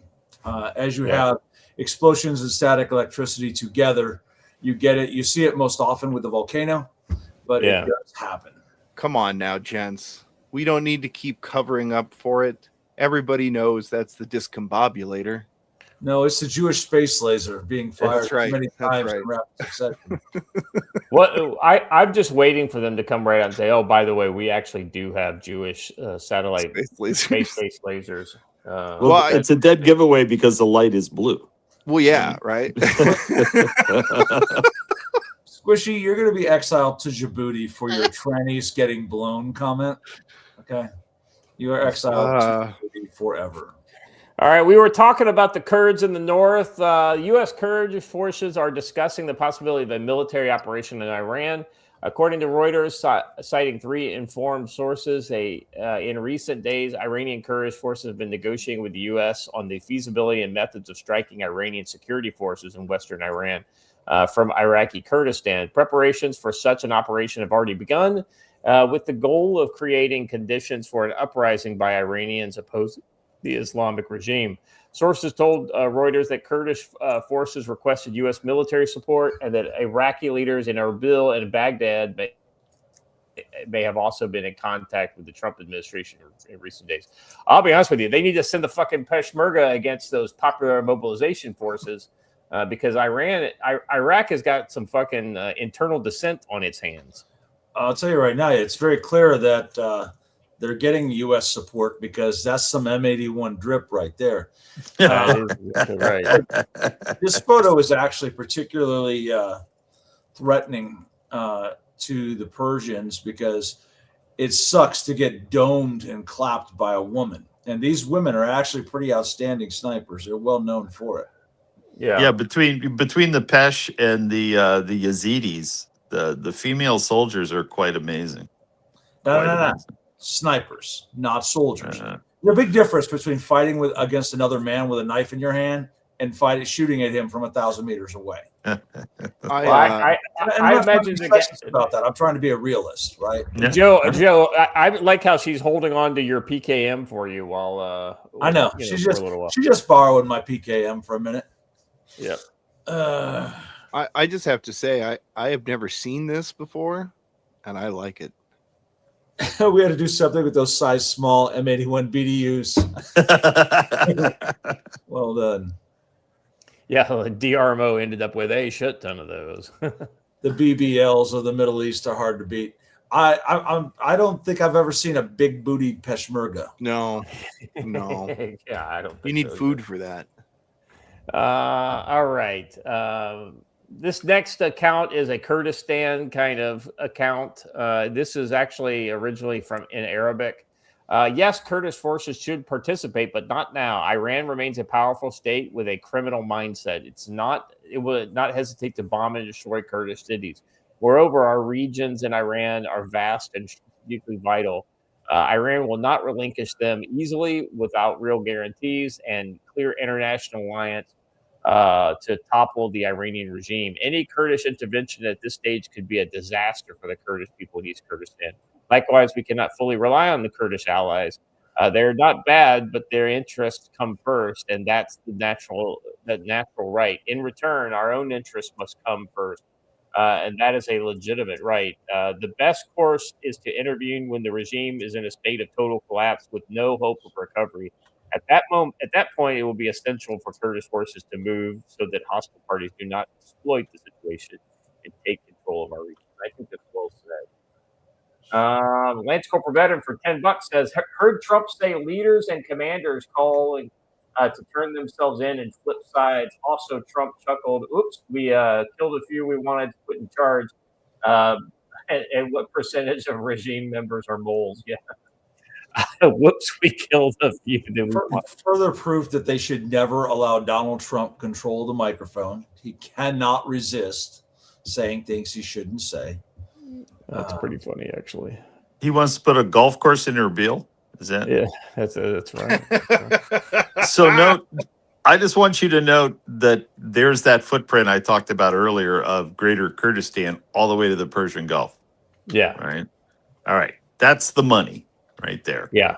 Yeah. That's right. And that's the oil too in that area, right? Well, you've got that piece right there that's white. That's, I think, Khorramshahr. That's Arab. So you've got Arab dominance in that lower left-hand corner right across from Basra. Yeah. And that's always been an issue. The Persians don't like them and they don't like the Persians. I don't know how they get along with the Kurds. But this is going to be a really interesting rollout of tribalism.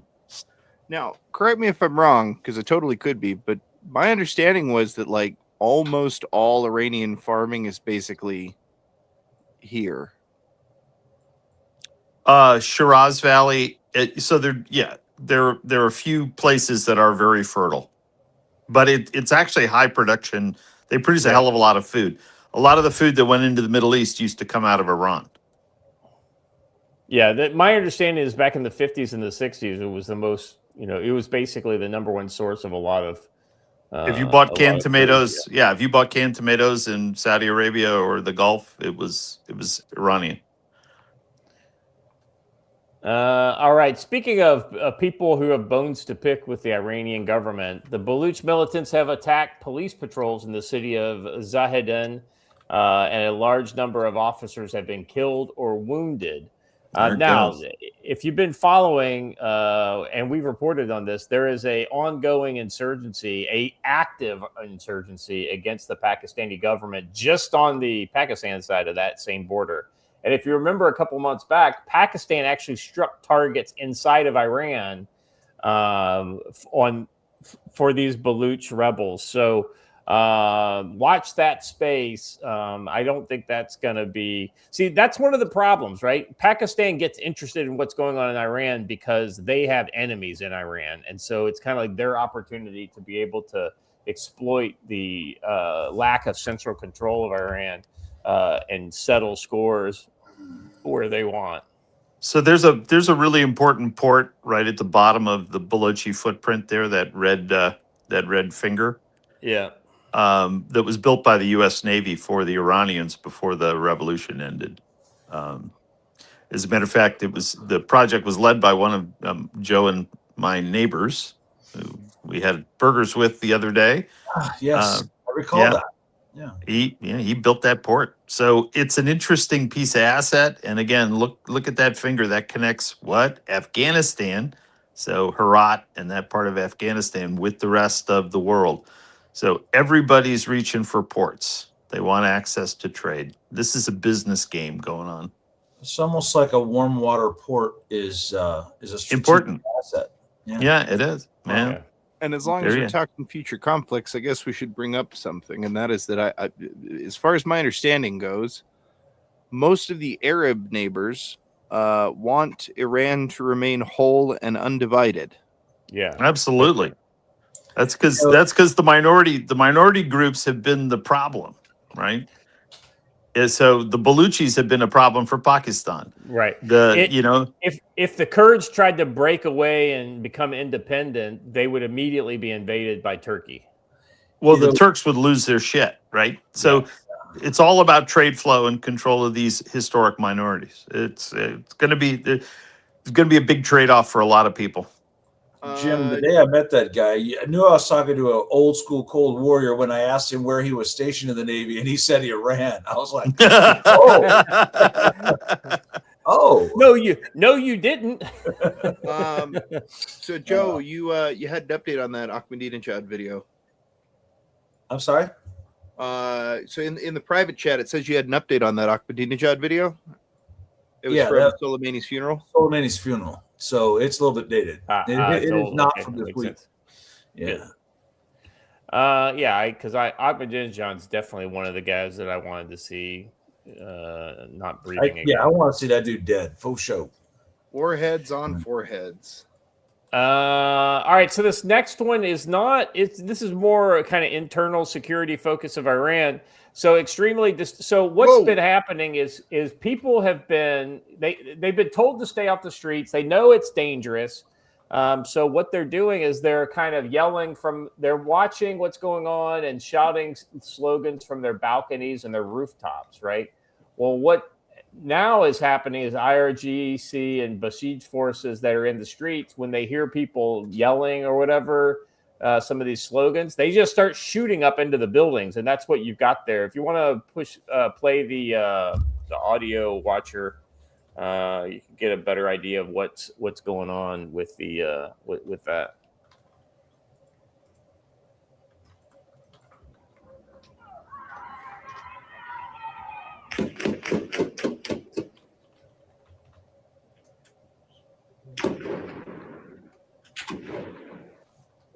They're shooting tracers up there, so I guess they were before they started shooting, they were chanting "Pahlavi will return." Just for the safety of Pahlavi's family, I am willing to protect the princess here at the camp. She's willing. She's allowed. She's perfectly capable of staying here, and we will take good care of her. Well, and she can get you can train her, while she's there, so she's got some survival skills. Yeah. She'll be well versed in Djibouti before she leaves. This next one is footage of a U.S. base in Bahrain under Iranian missile strike. And now this may be from a couple days ago when the strikes were a little more intense. New video surfaced online showing U.S. military base in Bahrain was targeted by heavy Iranian missiles.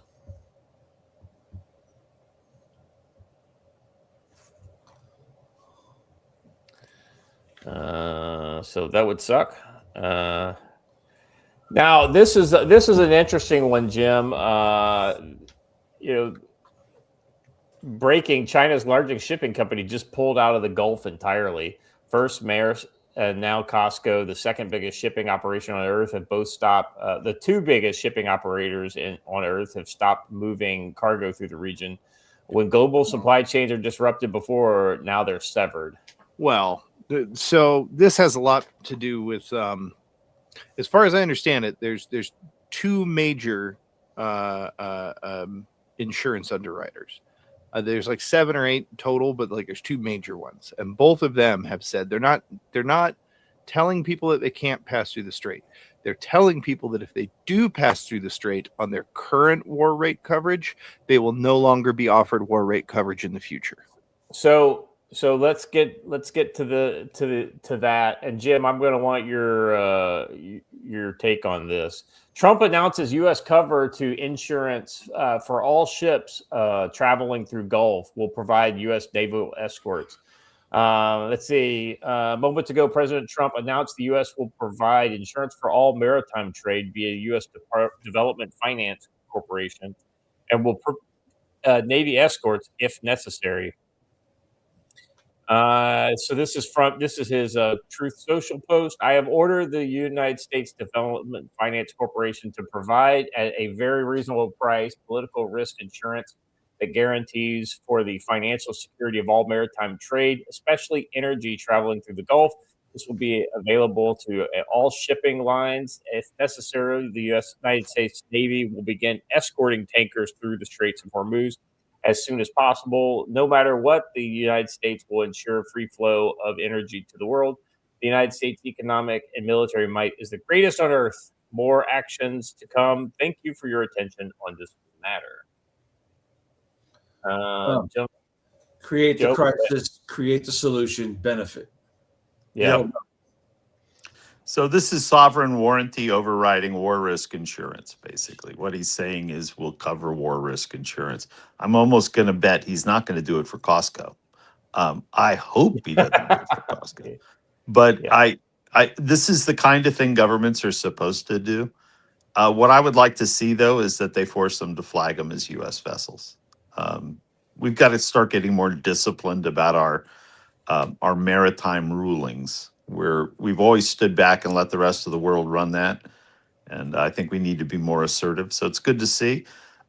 We can't do it forever and we can't do it for everyone. So somebody needs to create a new market in this kind of war risk. And that's why I was in London. Yeah. Well, so WTI crude went from 78 down to 71 on that news. Yeah. And you got Venezuela, right? I mean, this again is a big strategy, which is cut off this inefficiency of black market oil moving to China and India and Russia, and bring it back to dollar-denominated markets where you can assert power without being vulnerable. So you have a very large overarching strategy now out of Washington to cut away the vulnerabilities that have been allowed to be developed in the last 40 years of bad management. So let's hope it works. Yeah. There have been a couple, speaking of all of this, Ambry, all this risk, I just opened up my Ambry alert for the morning. There have been several very interesting suspicious approaches in the Gulf of Oman in the last 24 hours. Merchant vessel reports a loud explosion in close proximity. Merchant vessel, another one.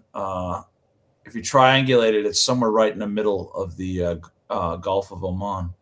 So, yeah, my guess is some of the lunatics are out trying to make it happen.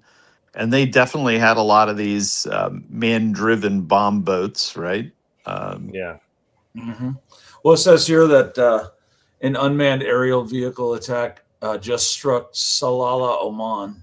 So, yeah, they're going after the Omani ports because a lot of people are holding up off Oman and they don't want the support. So, if I was the Omanis, I'd be really pissed off at the Iranians because the Omanis have always tried to be the middleman. They're trying to be the good guy historically. Yeah. And if the Iranians are striking them, it's an ugly situation. Well, that's the sign of desperation, right? They're in a position where they're like, if we don't hit them, then what else can we do? Because we're not going to be here tomorrow. I think that's the viewpoint. Speaking of international trade, there was another good announcement I heard from Viva El Presidente. Go to the next clip, Watcher. And you can just play the audio in this one. Yep, that's the one.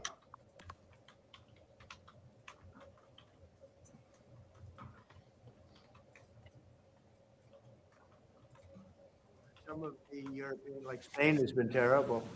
In fact, I told Scott to cut off all dealings with Spain. Spain, first of all, it started when every European nation, at my request, paid 5%, which they should be doing. And everybody was enthusiastic about it, Germany, everybody. And Spain didn't do it. And now Spain actually said that we can't use their bases. And that's all right. We could use their base if we want. We could just fly in and use it. But we don't have to. But they were unfriendly. And so I told him, we don't want to. Spain has absolutely nothing that we need other than great people. They have great people, but they don't have great leadership. And as you know, they were the only country that in NATO would not agree to go up to 5%. I don't think they would have agreed to go up to anything. They wanted to keep it at 2%, and they don't pay the 2%. So we're going to cut off all trade with Spain. We don't want anything to do with Spain. And then shortly thereafter, Portugal comes out and basically says, Donald Trump, you can use whatever you need from us. Seriously, if you look at Portugal, it's in their best interest. They're like a map dot compared to Spain. And there's a great opportunity there for them to boost their own trade and to boost their own standing within NATO. So... Yeah, that's exactly right. And everybody wants to kind of be the guy who wasn't the a-hole when other people were being a-holes, right? You just look at the scramble, look at the British and French scramble to participate. It's like, oh my God, we're going to miss the game. We're not going to be there to share in the spoils.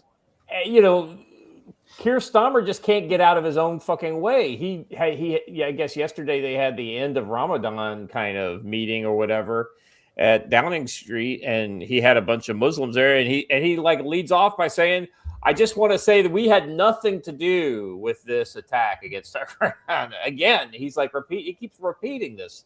It's so fucking stupid because he looks like such a cuck when he does it. Well, remember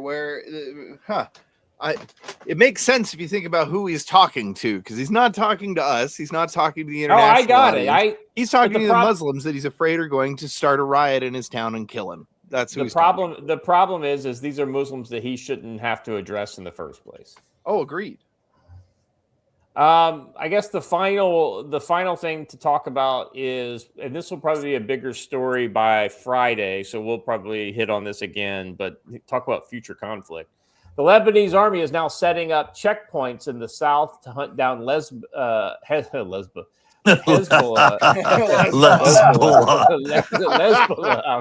Close enough. Talk about I hear that's an Freudian Antifa. Well, hold on. I think Hezbollah is an Antifa splinter group. That's right. In Djibouti. Hunt down Hezbollah operatives. Lebanon outlawed Hezbollah's military wing, and now the army is enforcing it on the ground. A country that spent a decade unable to confront Hezbollah is suddenly doing it with Israel troops across the border. Pressure changes everything. And so the next – go ahead. I'm sorry, before I do the next one. Go ahead. Somebody tried to say last night when this all started to come out that This is huge because Lebanon's always been a Muslim nation, never been close to the West. That's patently false. Lebanon has Yep. always been a secular nation and always been close to the West. They just haven't had the capability to actually do anything about Hezbollah until now. Well, Yeah, it they were- had one of the largest Christian populations, like literally, of all the Middle Eastern countries. Hey, you know what?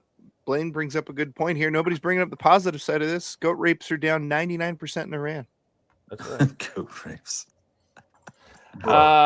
So this next story here, breaking: Israel just issued a general evacuation order for the Lebanese people living south of the Litani River. It looks like a major ground offensive against Hezbollah is coming. So this is what I honestly think this is Israel deciding finally we're just going to fucking root and branch Hezbollah out of this area, because they're telling everybody who lives there to just get the fuck out, because that shows you that they're going to do Gaza style operations in that part of the country. If you want to keep it, take it with you. So the problem below the Litani is they've been entrenched there in ways that even Gaza couldn't think of. So they've had Iranian engineers building subterranean systems under schools and homes, and North Korean, actually. Yeah, it's heavy. It's a heavy. So there's no way to do it without doing a Gaza. I think they're going to go in and do a much more targeted seizure and demolition, but we'll see what happens. This is significant too, because the last time that they did this, it didn't go so well because of the Wadi Salaki incident, where Hezbollah from subterranean positions destroyed somewhere in the neighborhood of 25 Merkava tanks in the span of 3 hours. That was with the dual warhead Cornet, right? Yeah. Yeah, it was when they released the new Cornet missile, and boy, it was effective. So I was actually at dinner with a kid who fought in that battle. He lost a lot of friends, and it's why he's a pacifist now. But yeah, they're back. So Losing a lot of friends doesn't make me a pacifist. yeah, well, he's a pacifist. He lost people in the attack in October too. So yeah, sad story. The Israelis have paid a lot. Yeah. All right. Let's that's all I got, guys. Anything else we need to touch on before we call it a day? Yeah, I got one. Just watching London, and there were a bunch of arrests made yesterday of Chinese agents who are dating members of parliament. So there's clearly a cell that's been operating in London. So it was Interesting, because I know a guy who just got back from London. Yeah, don't go there. There's no correlation whatsoever. It just happened. I'm just amazed. I'm just amazed that London has been swallowed. Even after we know that they use honeypots. Do not share information with people who like China or are PRC people and know they don't love you long time. It is a bad idea. Let me just tell you, service members and members of parliament and the U.S. Congress, if you're a solid 3 and she's a 10, she's a spy. Yeah, exactly. And I was so blown away by this, and it's like it explains so much. Well, either that or she works for Project Veritas. What's going to be interesting, yeah, exactly. What's interesting about the London thing is I'm not sure they're ethnically Chinese. We don't know that yet. But the fact that members of parliament they're all labor, which is even done, which explains why it wasn't done sooner, right?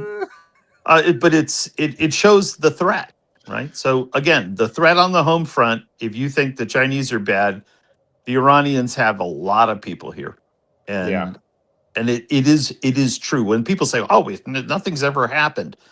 Things have happened, and things are happening. And governments are beginning to crack down because they know that everybody's at risk.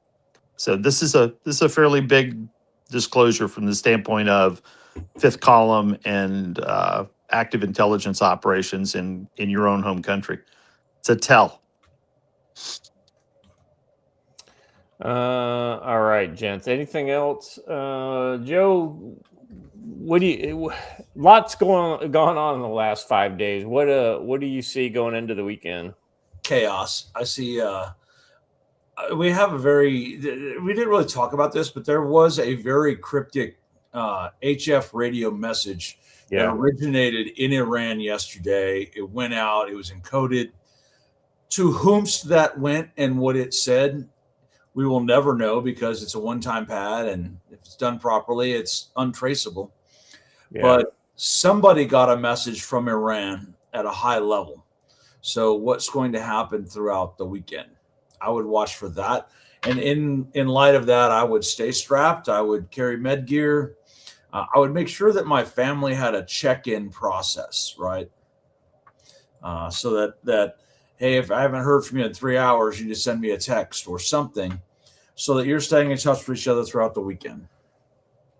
And if you Yeah. see somebody in a property of Allah sweatshirt with an AK-47 shooting at people randomly, I already made this clear on the last show on Monday that if you approach me wearing a property of Allah shirt, you're going to get shot, armed or not. It's just not worth the risk.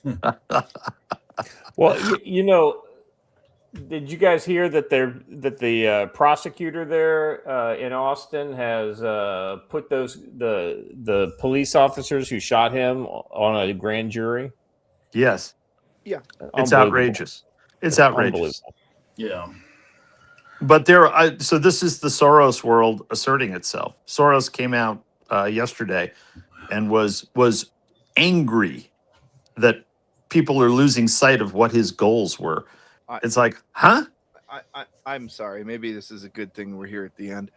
That man needs to be taken out. You talk about Alex, the kid? Oh, no, I'm talking about the entire bloodline. The entire bloodline ended. And listen, it's not that we've forgotten what it is George Soros wants. It's that we just don't care. Well, what's happened is we're on to what they're doing, and they're so wrong. They're just so out of line. And what's amazing is how much money can buy, and how poorly executed it all is. It's put down one sign, pick up another, put down one flag, pick up another, and it's the same damn people, right? So if you talk to these Iran signs pre-printed and ready to go. I know, and you talk to the people in New York, and you're like, same people, right? It's like, yeah, we see the same kids at all these things, and it's a career path, they're saying, for these young people who are unemployable. They go out and become paid agitators. So it's wild. Yeah, I don't understand the Soros thing anymore. I don't get it. Not sure why they're still at the table. Yeah, I don't know why anybody's paying any attention to those people at all. What about you, Jem? Anything that you're kind of looking for coming out between now and Friday? I cooked a really, really good dinner last night for some people. I enjoyed that. Between now and Friday, I think you're going to see some clarity come out of the Iran on the ground strategy. I think that'll surface because it's moved so quickly. Yeah. I think you're going to see the NATO allies trying to figure out how to play in this, because there's going to be an allocation of resource that occurs that they think they're going to get shorted on. And I think you're going to see the Chinese come out of the box with something we don't expect in response to us curtailing their access to petroleum. They have less than 90 days of easy access fuels. So they're already going to have a constraint problem. It'll start almost immediately because they'll begin to conserve for national security reasons. But yeah, it's going to be a lot of moving pieces. But it was interesting that they took the Chinese down yesterday in London. Clearly, they were asking questions with immediacy. And it was one of those things that it went from irritating but controllable to dangerous from the perspective of the British government. That'd be my guess again. So they took action and took them out. Information was getting to them that was dangerous, I believe. That'd be the only reason to do it. And despite the fact that the British don't have the fucking hate boner for the Chinese that we have, they are still aware of things of their kind of their precious secrets, right? The crown jewels, and they don't want to give China any of their crown jewels. So Yeah, and what China's trying to do is preserve economic integrity of their global network. yeah, That's important to the party, and it's coming apart at high speed right now. Trump has well, yeah, we talked about it a little bit on Monday, but we didn't talk about it today. But what you're essentially saying is Trump is not going after Iran; it's going after China. It's just using its proxy. he's resetting all of the energy flows, and the logic is to disempower China, right? Well, and this will also completely cut the BRICS off at the knees. And there's no reason for the BRICS, right? Yeah. The purpose of BRICS falls away in this because the move towards an alternative trade basket, it's dead now. We're going back it's impossible. Right. back to the dollar on the one thing everybody has to buy. The two sources that were available to the alternative parties, Venezuela and Iran, are now offline, right, or in U.S. control. And I have to say, he's. I could be wrong here. Maybe they've got some other play to make, but he won. I'm sorry, but he won. Like unless China is able to get a puppet regime stood up in Iran and then somehow prevent the oil from being disrupted. So the two common threads of delay are coming from the leftists in Europe. The Chinese are saying stop the war, and the Democrats are sniping at Trump, saying this is going to go on forever. This is going to go on forever. This has to move very smoothly and aggressively, and you've got to ignore the noise because that's all going to come from Chinese-funded disinformation and leftist-funded disinformation. Yes. They're going to become shrill in the next 2 weeks, and you just got to plug your ears. Well, and for sure. Really, though, what I mean is, No, I'm with you. I'm agreeing with you. China, no, I agree. But what I mean is that, like, even if China stood somebody up today that was on their side, this has been a fundamental, huge disruption. Like, even if they got everything their own way from this point onward, I'm not sure their hand is recoverable. I agree. I'm full agreement. They know that, so they're going to do something else. Something else will occur. Not sure what it looks like, but there's going to be radical change. Because remember, he purged his Central Military Commission, right? He's been lied to, and all his equipment doesn't perform as per spec, right? So the PL-1, all the advanced anti-aircraft systems, the radar systems, none of that shit has worked. Gee, it's almost like if you only steal a prototype that's only 1/3 of the way through development, it's probably not going to do what it says on the tin. And the last touch was Israeli technology for the PLA, right? Yeah. So they did a bunch of agreements with the PLA, and God knows what they got, but it's not working in the field, it seems. And again, you can't get over your skis on this because they may not have shipped the right stuff outside the country. But it doesn't look good for them. And I think that has a lot to do with why these guys were taken down in China. I think they lied. Yeah. Evidently, our UN ambassador, Mike Waltz, threatened to get in a fist fight with the Iranian ambassador. I just put the I'm pulling it up with audio. Yeah. I like him. He's scrappy. I guess with another response, as this representative sits here in this body, representing a regime that has killed tens of thousands of its own people and imprisoned many more simply for wanting freedom from your tyranny. I'm going to be kind here, but it wouldn't surprise me if this guy ends up knocking on our door for asylum. This regime is falling apart. They have abused, imprisoned, tortured their own people for far too long. They've threatened the world for far too long. And they've killed. And as a veteran, I can tell you as a veteran how many American soldiers that the Iranians have killed, either at their hands or at their proxies. I'm agreeing with not my first firefight, and he should be careful with his words sitting on American soil, and I'll just leave it at that. Well, and thank you. Put up your dukes, buddy. Would the representative like to take it outside? That's right.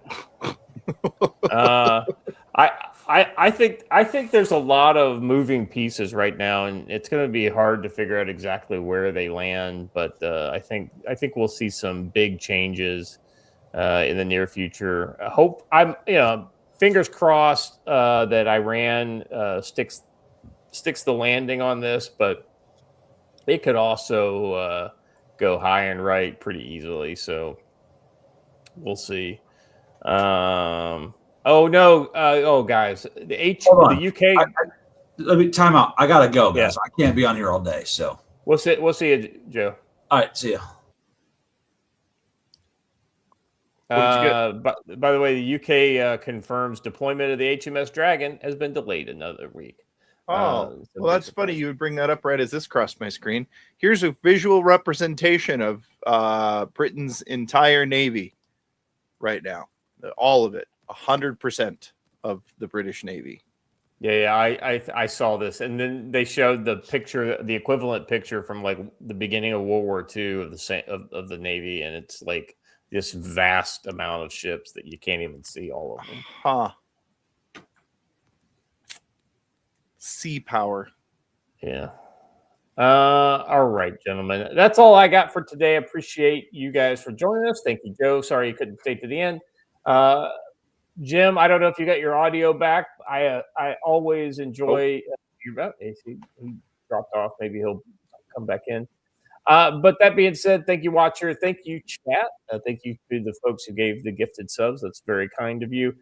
We will be back on Friday, as always. If you would be so kind, like the video, subscribe to the channel, hit the bell for notifications, let folks know that we're doing a good job over here at the Council of Future Conflict, and get that link out there. That's the best way. Your opinion of us, your high opinion of us, is the best way to spread the word on the show. So we'll thank you for that. So that being said, we'll be back on Friday. Until then, y'all stay safe.